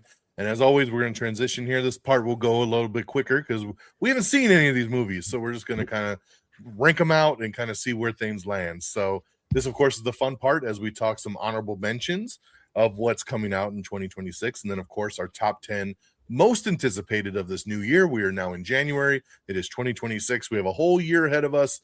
What are we excited for? There's some really good stuff coming out. There's going to be a lot of other things coming out that we have no clue because right now it's just a name on a piece of paper and we don't know nothing about it. We haven't seen no trailers. We haven't seen nothing. So we don't know. And then things will come out and they will surprise us. So that's always the fun part here. So honorable mention side, got a group of films here that I'm going to go through real quick. Starting off, and again, in no particular order, it's funny. I had made my list actually a couple weeks ago. And when I had made my list, I originally had on my honorable mentions Greenland 2, which actually just hit theaters today. I went and saw it last night, and I really liked it. But I was also kind of like, it's hard sometimes doing the show and then naming a movie that you've already seen. So I actually took it off and I replaced it, but I replaced it because this trailer dropped yesterday and blew me away, and I'm super excited. So I'm putting on The Wrecking Crew. This is the one I shared with you guys in the chat today. Dave Bautista, Jason Momoa. It is they play brothers. They are cops. Their father's killed, and they reluctantly team up to find out who killed their dad. It looks like a balls to the wall action movie. It is over the top. It is crazy. It's an action comedy. It is everything that I love in a movie. I showed my wife this trailer last night, and she immediately was just like, "Yep, that's a Don movie. You're gonna fucking love it." And I was like, "Yep." She was like, "If I've ever seen a trailer that's a Don movie, it's this one right here." That's awesome. That's what this is. I love it. So I added it. I slid it in and replaced Greenland with The Wrecking Crew. My next one up, really don't know much about because there's only one trailer and it looks kind of weird, but I'm also very intrigued. It's The Bride. So this one here with Christian Bale as Frankenstein, but like in a very weird kind of natural born killers looking kind of way that we're getting like the supernatural with like the everyday world. It's kind of odd, and we'll see how it plays out. It could be really shitty or it could be really cool. So The Bride is in there. This next one here actually comes out at the end of the month, and I'm looking really forward to it. It's Sam Raimi's new film, Send Help. I think this looks incredible. Rachel McAdams, Dylan O'Brien looks super, super good. And I believe in Sam Raimi, man. He knows how to put a movie together, and this looks like a fun stranded on the island. How you're talking about. He's the asshole boss, and now she gets to, take charge. I'm the boss, I'm the boss now. So Send Help is there. Next one up, I'm just a sucker for this franchise, and we got another one coming out in a couple months, and that is Scream 7. I love the Scream franchise, and I'm anxious to see with Nev Campbell coming back and kind of the original team coming back to do this one. So curious to see where it takes us. This one comes out in February. I had no interest until I saw the trailer. That's actually a good trailer. It's a good trailer, man. I hope they could do something a little different with this one. My next one up, again, no trailer, don't know much about it, but being a kid from the 80s, Masters of the Universe. I'm anxious to see a new He-Man movie. I am ready to see what we do with this here. From the rumors I'm hearing, all the test screenings have been through the roof, and they're saying this thing is incredible. So I've heard nothing but good things. Comes out this summer, and looking really forward to seeing some live action He-Man. We haven't had it since Dolph Lundgren in like 1988. So we are the shit out of that movie. We are due for a new Masters of the Universe. So I loved that movie as a kid. My next one up, and Peeps, we were just talking like with the Naked Gun, and there's not enough spoof movies anymore.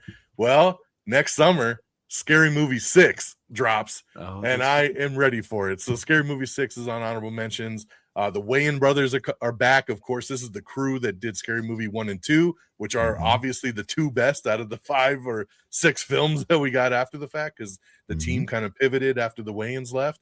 But this is them coming back, writing, directing, doing their thing. The whole crew is back. Anna Faris is back. Like, this is going to be hilarious. They've had a lot of years to put some good shit together and mock some really cool things. So I am ready for it. Scary Movie 6. Next up, I have high hopes because of Weapons. and director Zach Cregger's, he is doing a Resident Evil reboot. So Resident Evil is on my list, really because of him. I'm not the biggest Resident Evil fan. The games are cool, but like the Mila Jovovich films, there's a couple good ones, but most of them suck. Like the reboot they did a couple years ago was pretty good, but it's a hit and miss franchise. I think in the hands of Zach Cregger's, we could be in for something really cool. So that made it an honorable mention. My next one is going to the comedy side, and I'm excited that I never thought in a million years we'd get a fourth movie in this franchise, but it's Focker-in-Law, the fourth Meet the Parents film. That. Yeah. I love the Meet the Parents, and now, you know, Ben Stiller's kind of the grandpa here, you know, and you got Ariana Grande as like his daughter-in-law, and it's gonna be, I think it's gonna be hilarious. I'm ready for it, so let's go.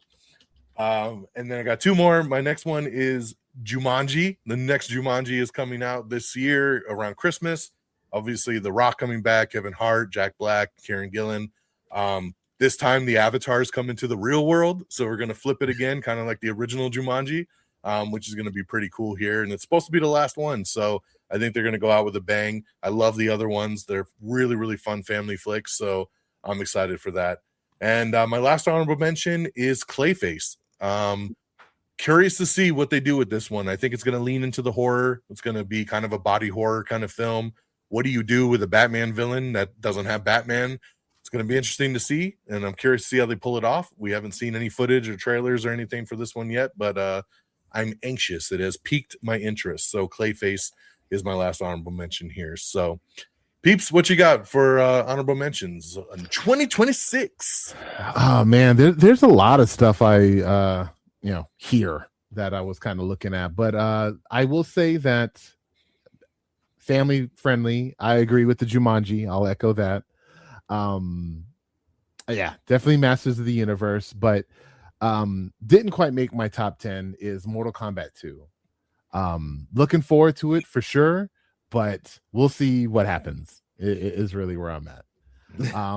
Honorable mention, my kids and I, we loved the last Super Mario Brothers movie, so the Super Mario Galaxy movie that's coming out. My kids and I are definitely going to be there like day one. I was a big fan of the first one. I never watched the second one, so kind of why I'm in honorable mentions, but I really want to see Super Troopers 3. And you haven't seen trailers? I haven't seen the second one, no. Oh, the second one. Okay. Yeah. First one's I saw the first Classic. one. That's amazing. Yeah. Classic. They Will Kill You. I think that was the Zazie Beetz. The Zazie Beetz really movie good. that we were mentioning earlier. Yeah, that looks dope. Great trailer. Yeah. I worry that it's one of those trailers that showed too much, though. I mean, like right out of the gate, I was like, kind of "Dude, agree this is because there's a awesome," lot but- of kills you see with main characters in that trailer. So Yeah. I didn't. So I saw how fun it was, and I immediately turned it off. I'm like, "Yep, I think I'm do good." that for I the saw, rest of the until it comes out. especially the shows Red so Band much. trailer. The Red Band trailer shows a lot. That's what I saw. Oh, I saw Looks this great, film had a 2025 showing, but it's not coming out, I think, officially until 2026. But good luck, have fun, don't die. Mm-hmm. It comes out in February. Yeah. So there's that. was Supergirl didn't make it, but looking forward to Supergirl. I know Frigginz knows all about the story and what happens and why we're supposed to care about what's happening in this trailer with this Guardians of the Galaxy movie, but I don't know. We'll see. And let me see. You mentioned Resident Evil. Oh, and I saw Andy Serkis was directing another adaptation of Animal Farm, which is a horrendously dark book. So I'm kind of curious on how that'll It's be an portrayed. animated movie. Yeah, but it's isn't it about like racism and murder and I don't know. It's a I don't know. I don't even know anything about it. yeah. Anywho, dark book. So we'll see how film go. And that's all my honorable mentions. All right, I'll be Frigginz. brief with my honorable mentions. I did not have Dune Part 3 making it to the list. I do like Dunes. Those movies are good. I'm one of the few people that actually likes the first one better than the second one. Of course, you know. Holy fucking Frigginz. Jesus. But they're great. So I'm sure I'm gonna Oh yes, I was gonna like say. it. Big fan of Carl Urban. Now, I haven't watched the trailer. This movie, I just briefly saw like a couple still images. I don't even know the fucking pirate one. The Bluff, yes. I have a feeling like the trailer is gonna come on. I'm like, never mind. But yes, it's gonna bomb so bad. The images were so cool. I was like, Carl Urban is a pirate, Priyanka Chopra. Like this could be so cool. This is a Prime Video exclusive. Dang. Okay. Well, I said it already, so I just gotta take it. Ready or Not to Here I Come. Ready or Not was a surprise movie. I wouldn't have watched if Don didn't push me to watch. You talking about it made me do it, and I did not regret it. That movie is phenomenal. Hail Mary. This movie was actually on my 10 for the longest time. I've been so hyped for this, and then the trailer came out, and I loved it. And I'm like, hell yeah, this movie's cool. I'm gonna watch this movie. Can't wait. But because I already know, like, I'm already like, it's already there. Like, I don't really have the anticipation for it anymore because I already saw the trailer. So I'm just kind of like, it's right around the corner. So that's kind of dropped. So that's in my honorable mentions. And the last one, this one shocked the shit out of me that I did not know was being made. I don't remember you ever talking about it. And this is based on a comic book called 4 Kids Walk Into a Bank. This book blew up when it came out and was all the comic community. Immediately picked it up, read the whole story. It's got Liam Neeson in it. It looks like, I mean, I haven't seen the trailer, but if it looks or follows anything similar to the story of this comic book, we should be in for a treat. So I'm extremely excited to see this trailer for 4 Kids Walk Into a Bank. And that's my honorable mentions. I'll leave it at that. You guys mentioned a lot of the other ones like Mario and some other things. So I'll just leave it at those. I just want to add those ones in there. All right. Well, let's get into it. So most anticipated of 2026, our top 10. We'll do it like we did 25. We'll go 10 through 6 and we'll circle around and kind of go from there. So coming in at number 10 for me, I don't think a couple months back I would have put this in the top 10. And then I saw that they were being kind of true to things and they were really embracing the corniness of it all. I know you're going. I'm going to do Street Fighter at number 10. Baby. They put out the little teaser and it is straight out the video game. It takes place in the 90s. Tactics. Yeah. Oh, man. They got a really cool, fun cast in this. I can't wait to see Momoa as Baraka and Blanca and fucking just everything, man, that they've got going on this. I'm just laughing at it, like, because it just looks like it's going to be a blast. And that's, again, what we talk about, man, just having fun and seeing it. I mean, obviously, we grew up playing this video game, this and Mortal Kombat, and that's crazy that we're getting both next year. So it's going to be really, really interesting to see. It's been a long time coming. Street Fighter at number 10. Number 9 is a movie that I think looks incredible. I see a lot of hate online of people just being like, oh, this is just a rip off of this and it just looks whatever. But I think it looks great. And it actually comes out at the end of this month and I can't wait to see it. And that is Chris Pratt's new one, Mercy. I think Mercy looks super, super cool. I love the digital concept of like, the AI computer being judge, jury, executioner. You've got 90 minutes, prove yourself innocent. If not, they're just going to get you in the chair right then and there. But I like that he's a cop and he's being framed and he's got to prove his innocence. So he didn't kill his wife. It does look kind of Minority Report-ish, but that doesn't bother me. I don't know why so many people are so like, oh, this is just a dick off of this and that. And it's like, It's not. It's different. It's using the technology. It was filmed in IMAX for 3D. It's supposed to be a really cool kind of event picture. I think it looks incredible. Yeah, man. So it just, when I looked at the full list of the year, when we talk about anticipation, I'm anticipating this one here. So I got Mercy at number 9. When I first saw it, I thought it was going to be like, is this like one of those COVID movies where it's just him on a chair the whole time and going from place to place, like the World of Worlds with Ice Cube? But I saw another trailer and I'm like, oh yeah, that's not. Yeah, the second trailer you see more, of him out in the field and doing stuff. Yeah. And you got Rebecca Ferguson as the AI computer, which is super cool. She's always great and everything. So I'm anxious to see this one. My number 8, sad that Frigginz dropped it to his honorable mentions, because I do, from everything I hear, this is the picture of the year, and will probably take Best Picture at the Oscars next year as well, for everything. And that is Project Hail Mary. Project Hail Mary, from Lord and Miller, who y'all love everything that they do. 21, 22 Jump Street. The faces Sean, you're gonna like behind, it. the Millers and the Machines, and like Ryan Gosling, like going into space trying to save Earth because it's fucking dying. This has everything going for it, man. It's going to be heartwarming. It's going to be funny. It's going to have some action. I think it's really going to be incredible. So this one comes out, I believe, in March, and it lands at my number 8. Number 7, again, I'm shocked that Frigginz only had this in honorable mentions as well, and I'm shocked that I have it in my top 10, and that is Dune 3. So I again, I hate the first one. It is so shitty. It is boring as fuck. It is just such a bad movie, and I didn't even want to see the second one, but I went and I watched it, and I was pleasantly surprised. I love the second one. This is The great. second one is awesome. Things happen. The pacing is good. They fixed everything that was wrong with the first one. So it's a 50-50 shot here, man. This is why I hesitated even putting it in the top 10, because I'm like, I could love it. I could hate it. It depends which way the pendulum is going to swing on this one. But I'm going to hope that we're heading in the right direction, and we'll continue off too. So I put Dune 3 at number 7. And rounding out at my number 6, it is Michael. I love Michael Jackson, and this is the true story about Michael. Mama say, Mama sa, humakusa.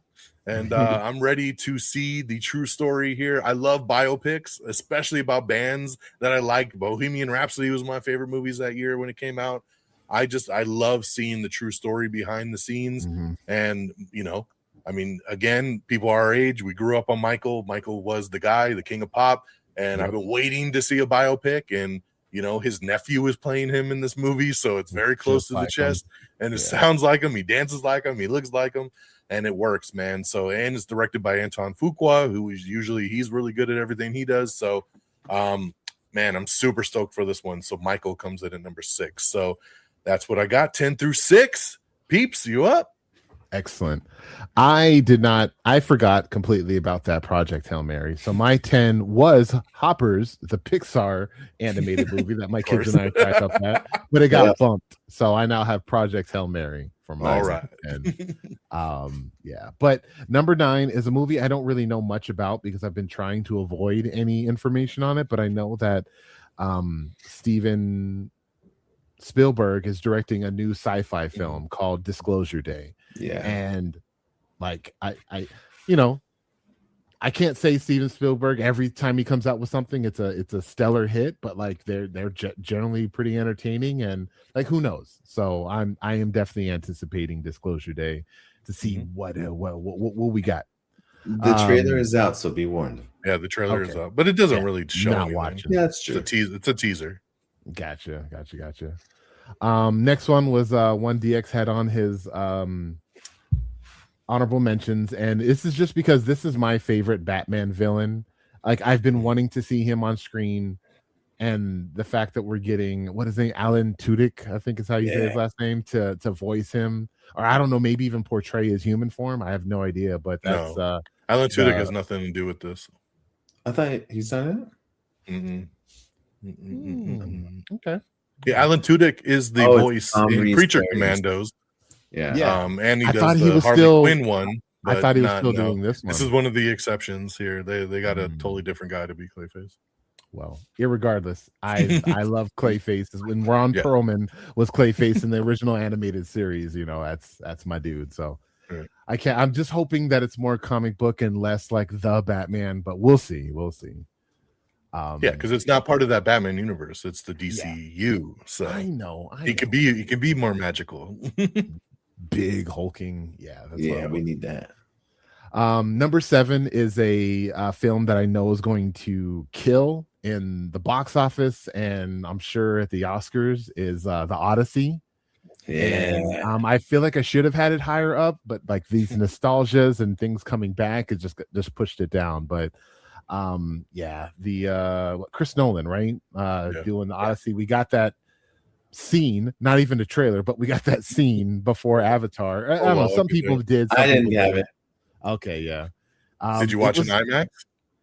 I tried in two. I bought an extra ticket. Well, on the stubs, I went in and just watched the trailer just so I can see it, and it wasn't there. I saw the trailer eventually, but not the scene. I didn't get to see the scene because I know that was IMAX exclusive. Yeah, and it's just the scene had this like it was quiet in the beginning and this slow like I don't know what kind of noise it was, but it just got louder and louder as the scenes went on and on as it got more and more intense. And yeah, I was looking forward to it before, but like I want the Odyssey. And number 6 is what DX called for his number 10. Get really excited to see Baraka at Jason Momoa playing Blanca. Hey man, I told you there's 2 movies coming out. That and Mortal Kombat. But man, Street Fighter. Like when I saw that trailer, it's so silly, and Street Fighter is dumb. Like it's dumb. Right now, Street Fighter 6. They have it's called World Tour mode, where you go out in the streets and you walk around and you challenge people. There are refrigerators that are bouncing around that will challenge you to a street fight, and you're having a fight with a refrigerator and a Zumba. Like it's a dumb freaking story, and I can't. I'm excited. I'm hoping they don't. It doesn't come off like hokey and low budget, but like let's make it cool. Like you can be silly. It's a hard. It is. It's gonna be a hard line, man, because that trailer, there's some corny aspects to it, but it looks fun. Exactly, and that's what I'm. And even like the action, it looks like they're using a lot of wires to throw people around on, which I'm looking forward to. So yeah, definitely Street Fighter, and that's my 10 through 6. All right. Well, let's see. At my number 10, I match you, DX. Also Street Fighter. Same thing you guys said. My favorite part is that they are all like basically costume accurate for the game. There's only a couple of modifications or different. The Guile hair looks ridiculous, like it should. Everything is ridiculous, like it should. It probably would have been higher on my list. Again, though, like once I see something like I get excited for it, but also it's like, but what if the other thing I haven't seen is even better? But nonetheless, it did make my number 10. My number 9 cracks me up because I've been listening to DX DONMEGA for many years. And there's a thing that this man says that always drives me insane. I want you to know that when you say this, I am screaming at you on the other end of the microphone or on the earbuds saying, but I do. And DX always says something along the lines of, why the hell are we making another Robin Hood? Nobody likes Robin Hood anymore. Exactly. And I'm always over there like, have we not figured this out yet, Hollywood? Nobody wants this shit. They're making it for me. The death of Robin Hood. The title alone had me announcing a little bit of the trailer with Old Man Logan, but Robin Hood, like, okay, let's see. And A24 is taking over, man. That like everything they do is just so interesting. That's the one thing I'll agree with you on. Number 8 was one of y'all's honorable mentions, and that would be Masters of the Universe. One of my first memories of a kid is playing with Masters of the Universe stuff, like the He-Man toys and all that, and it was such a huge component of my early youth. And we talked about the Dolph Lundgren one. I watched that a billion times, so very excited for that. I cannot wait to see what everyone is buzzing about that you said, Don. So that is going to be good. My number 7 is going to piss you guys off that it's so low, and that's not low. It's still number 7. You say Spider-Man, I'm going to be pissed. Well, I'll start being pissed because I picked Spider-Man as number 7. Oh my god! Seriously? Look, I mean, I like Spider-Man. But you obviously don't. He's not my favorite. Like, I can't wait to some bullshit movies above this. This is gonna be fucking hilarious. Spider-Man Brand New Day, number 7. There's not. I can't even pick the bullshit movies because I don't know what they are yet. Like that's But yeah, That's worse my than my number 6. Superman take. I don't No, know. it's not. Superman was way worse.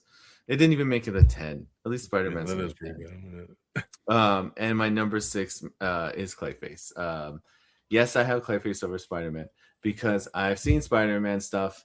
I've seen Spider-Man stuff, so that means He hates it. He obviously hates it. characters I haven't seen. Tom Holland's the worst Spider-Man. That is not anything I've ever said. He's an amazing Spider-Man.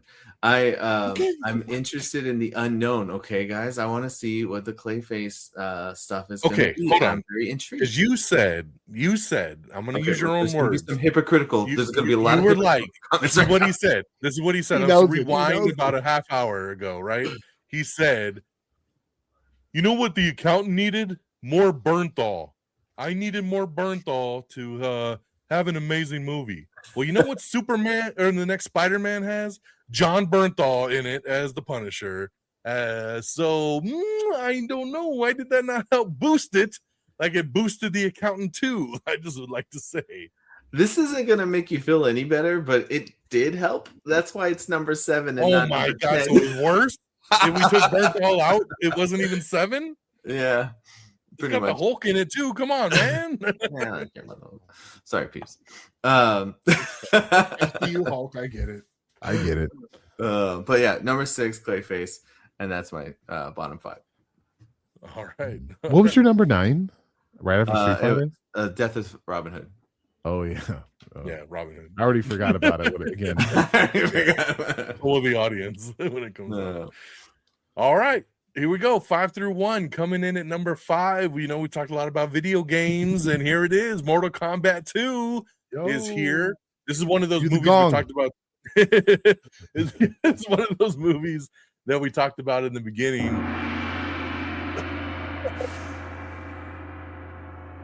That was on last year's list because it was supposed to come out in October, and the trailer came out and it looked amazing, and I've been ready for it. And then literally in like September, they were like, "Hey, we're pushing it back to next year. It's not going to come out in May." But the good thing is they pushed it back to May, which is prime summer movie season, because all the word going around is this movie's fantastic. It's amazing action. It is the Mortal Kombat we have all been waiting for.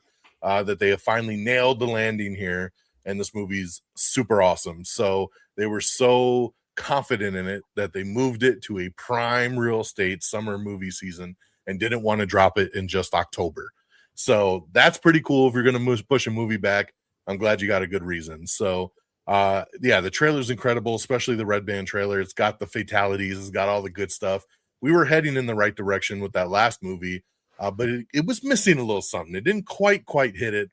This one, I think, is going to hit it. Carl Urban coming in as Johnny Cage. It's embracing that cheesiness like Street Fighter is, but also taking up the visual game. So it looks awesome. So Mortal Kombat 2 comes in at number 5. I do like also that like they're throwing in there, like, obviously Carl Urban being as old as he is playing Johnny Cage, like that's part of the story. Like he is an older, washed up like actor in that world. Like it's not relevant anymore. And then the world of Mortal Kombat pops up. So I kind of like that. Like I appreciate that more than when I heard Carl Urban being Johnny Cage. I'm like, why?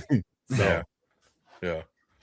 All right, coming in number 4, we are back in the theater with some Star Wars. So it's Mandalorian and Grogu coming in at number 4. Of course, love the series. Of course, it started off as a Disney Plus show, and we all met Baby Yoda, and we've been on the adventures for multiple seasons. And now Jon Favreau getting to step in and make a big budget version on the big screen.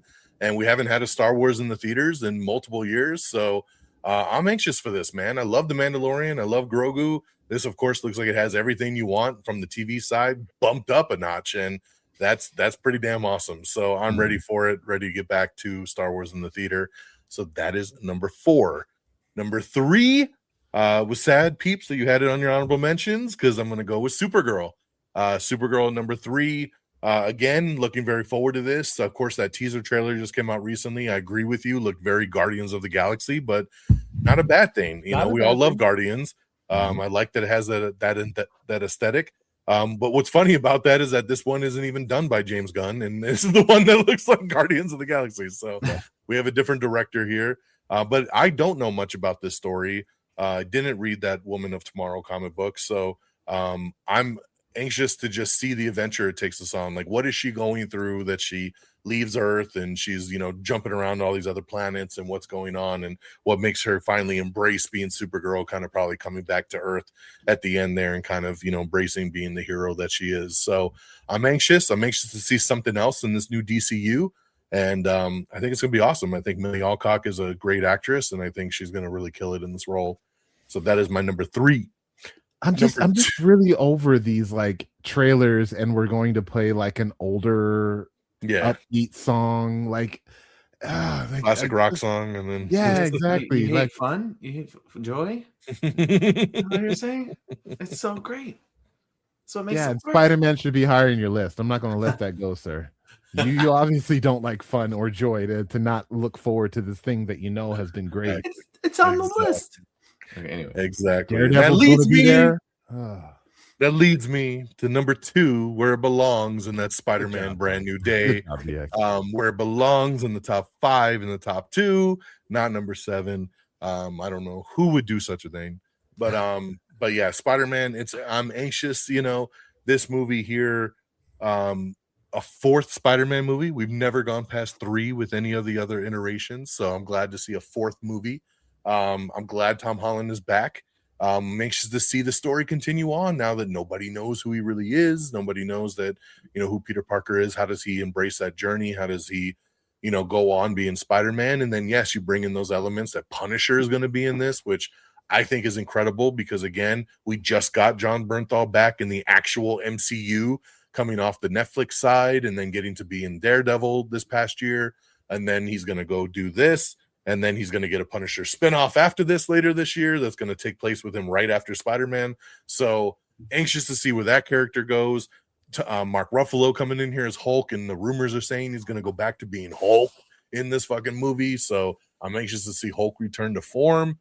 And what's going on? Who's the villains? There's a lot of sub-level villains, right? We got Tombstone and a couple of the other street level guys, but what's going to be the big villain? Sadie Scorpion, Stranger Things is in this, and who is she playing? A lot of people are saying, is she Jean Grey? Is she, the Mayday Parker from the comics, coming across the multiverse? Like, who is she?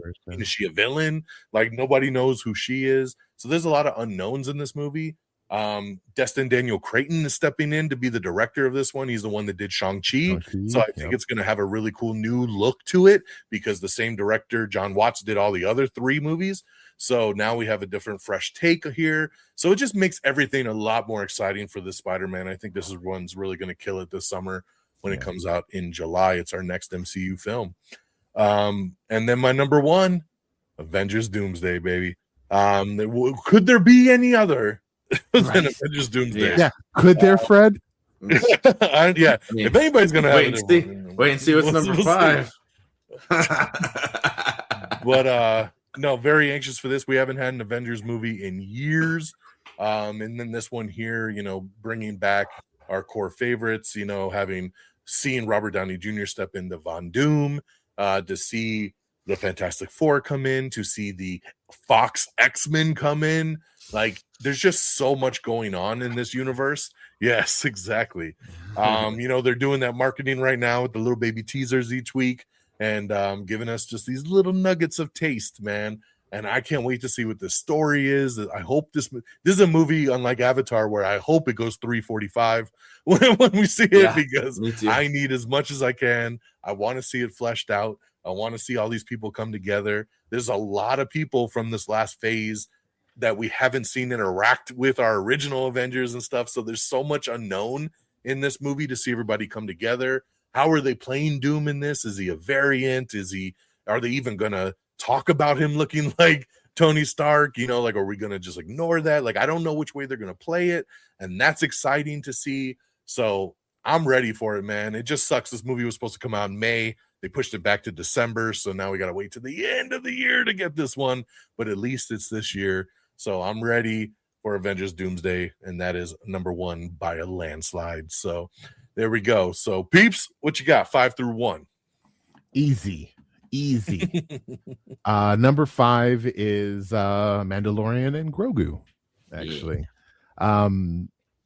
it's when you hear that that little tone to the Mandalorian, or the Din Djarin, like I just get excited. I had such a great time with this show, and Babu Frick is in this damn movie, and that is that's my Star Wars dude. Favorite. So I'm really looking forward to this film, and Mandalorian, this has been the Star Wars I think that everyone's been enjoying very much, like the help me out, Frigginz. That's the badass prequel Star Wars Andor. Thanks, Frigginz. So just very much like Andor, where it's just this other story of Star Wars that doesn't involve Skywalkers and some of the Force with Mandalorian, but it's a great. I'm very curious where they're even going to go. The way the show ended, it could have just ended that way. He had his quiet life sitting on his porch with his feet up, very great. But like now they're getting into something, and I love that. I don't really know what it is. I'm sorry, DX. Any other trailer you're going to post in our chat, I'm not looking at it. I'm good. I'm really good. Just letting you know. So yeah. Number 4 is thing you mentioned, DX, and Dune Part 3. Unlike you, Don, I didn't hate the first one. I liked it, but like I thought it was very boring. Agree with you. I to me was like, yeah, this looks like Dune. This sounds about right. I remember I tried so hard to watch the original Dune, struggled. And I finally did. I'm like, gosh. And then watching the part 1, I'm like, yeah, that's about right. Maybe Dune just isn't that exciting of a. I didn't even notice that was his background. No one. No, you didn't? No. I was going to make a comment about it earlier. Like, I wonder what's going to be number 1. But oh, damn. But the second part 2, that one absolutely blew me away. I'm like, this has the Star Wars. Yeah.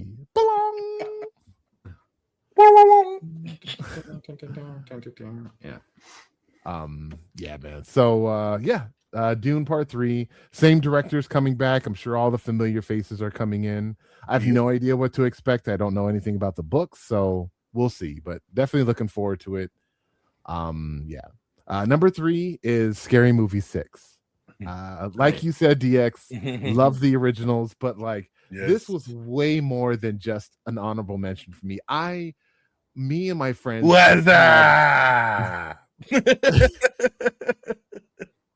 a blast with each and every single one of these films, man. Like they spoof perfectly, and they don't really like. I can never show my kids these movies because I don't think anything of the humor could hold up today. They're doing a little Nike basketball dance thing, dribbling the ball. No one's going to know that reference, so.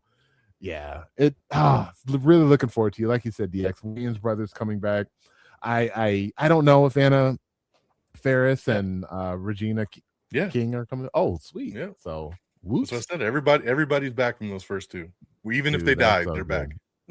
I mean, they died in the first one, so yeah, they were still back for the second one. That's fun. Cool. And they still play the same characters. That's what's even funny about it. Yeah. Number 2, DX, we had it. Spider-Man, Brand New Day. I will just say, and I'm not going to rip on you anymore, Frigginz, even though you make horrible decisions, and our friendship is. You put Superman so low. You have no say. You have no power here. This is me switching. This is me transferring the power, dynamic back, because yours is newer. So okay. But. No, man, I'm really looking forward to it. I'm trying to stay away from all of Don's updates because there are a lot of names being thrown out there in terms of characters that are going to potentially show up in this film. Are they going to have major roles? Are they going to have, smaller roles? Is Hulk going to be raging out again and he's going to be the main antagonist? Or is it going to be something small and maybe we just find that where there's no more Professor Hulk anymore? Or what is actually going to happen? And my buddy, I'm like, it could just be Bruce in this whole movie. Like, you might not even be Hulk. Exactly. Mark Ruffalo will be here. That's all I know. He's in the Hulkbuster again. Yeah. He just needs to work with him because he's smart and they need to develop something together. Yeah. My buddy is a Spider-Man snob, I will say. And he, though, liked the original movies of the Tom Holland trilogy, he didn't really love them. He liked them. He just like, I'm sick of high school Spider-Man. I want, 20-year-old Spider-Man, like, doing things. And he loved at the end of, the last one, that's what we're getting. We're getting Peter Parker, probably trying to find a job, maybe getting a job at the Daily Bugle, and working for hopefully freaking J. Jonah Jameson in this one. And and who is Sadie Sink's character going to be? Like, she's extremely young, so we're probably not going to see her as a Mary Jane that we know. But like, are we? Or is she going to have like you said, an X-Man like character? Is she going to be Hope? Are we getting into this Hope Summers, leading into what's going to be happening in Avengers Doomsday? Like, maybe not. Like, I don't know. So many questions. Just to see the Spider-Man suit and him flipping around, and hopefully that guy's in there asking him to do a backflip. I'm just really looking forward to this. Like, big time. Love Tom Holland Spider-Man, and yeah, let's do it. And then, like you said, the director, can't remember his name, from Shang-Chi. Yeah. Yes. DDC. Yeah, looking forward to it for sure. And of course, Avengers Doomsday, like, big shocker, right? What? It is a going to be a compilation, very, very much like Deadpool and Wolverine. Thank you. Of everything that we've seen up to this point. It's going to be another send-off of Fox. Yeah, exactly. Me too. But this is more in the world of like X-Men, right? So yeah, and it's fun to see these newer trailers of these characters that we love that weren't announced in that semi-annoying chair sequence. That was cool. And again, Chris Evans, they've asked him multiple times, yeah, it sucks that you're not going to be in this movie. Yeah, I just really wish him all the best of the luck. Like, you son of a bitch, you Andrew Garfield us, you bastard. So I don't know.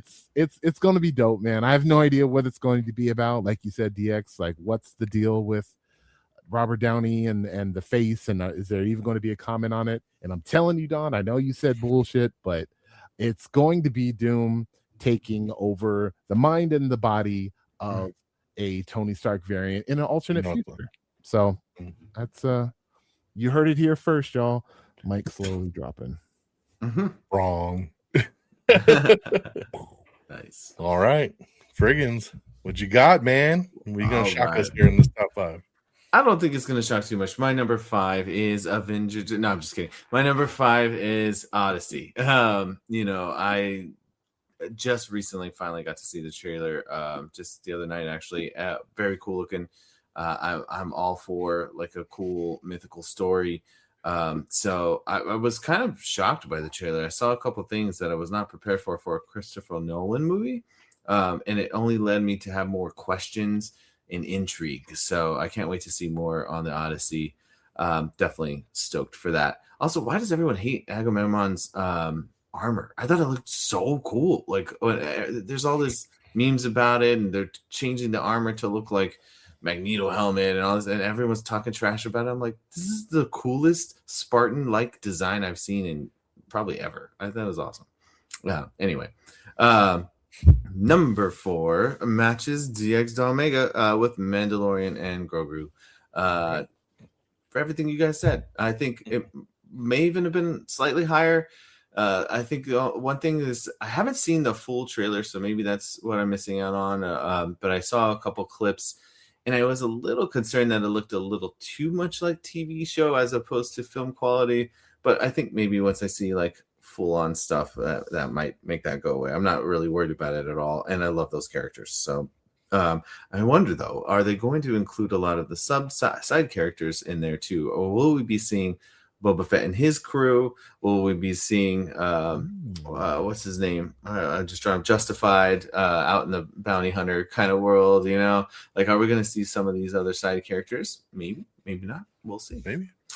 You mean like Oliphant, that guy? Yeah, Oliphant. Yeah, Timothy Oliphant. That's what I was thinking. Yeah. Okay. Yeah. For number 3, this probably would have actually been higher if, but again, saw the trailer, so still excited, but excitement just slightly down because again, unknowns. Same with number 2. But number 3 is Mortal Kombat 2. Is it? It's 2. Yeah. It is Mortal Kombat is my favorite video game ever, probably. I'm pretty sure. That's usually what I say. And I very much loved the first Mortal Kombat, or the recent Mortal Kombat, right? Oh, I love all the Mortal Kombat, even Annihilation, even though it's not very great. Oh. I mean, for the, it's not good, but We can talk about it and love it or hate it then. But anyway, yes, Mortal Kombat was great. I can't wait to see another. Get over here, give me some more fighting. And Carl Urban, that dude is awesome. So I was excited just seeing he was in some cheesy ass movie. So now I'm really excited to see him in an actually good movie. So give me some more Mortal Kombat. Very interested to see what other characters are gonna make the roster. I've kind of avoided trying to see a lot of. I mean, I've seen some of them, right? That you can't miss. But I'm just wondering if there's going to be some surprises in that list. My number 2 is Supergirl. I am very excited for Supergirl. I'm really shocked, actually, that one was low on yours, Don, and also our number 3. Not on. Oh yeah, I thought it would be 2. Honestly, but yeah, I forgot about Spider-Man. Come on, same forgot about Spider-Man. But Sean, you had it on your honorable mentions. It wasn't even on the list. I'm like, what the heck? You were gonna have Hopper over Supergirl, but that's fine. You. You're over here. He loves them kids. The Supergirl was there, but it got pushed down from the Disclosure Day and the Hail Mary and the fair Mandalorian Grogu. I forgot all about that one until like 2 minutes before we started recording. I was like, whoops. You gotta throw that in there. Supergirl, great story. The story that the script is based off of is an amazing read. If you're into comics at all, read it. Supergirl, Woman of Tomorrow by Tom King. It has some comparisons to the storyline of like a westerny vibe. But one thing that they've noted is that it's not going to be a 1-for-1 retelling of the story. They're taking key elements of it and definitely giving it a twist. And if you've read the story, you can see in the trailer that it does have a little bit of twist.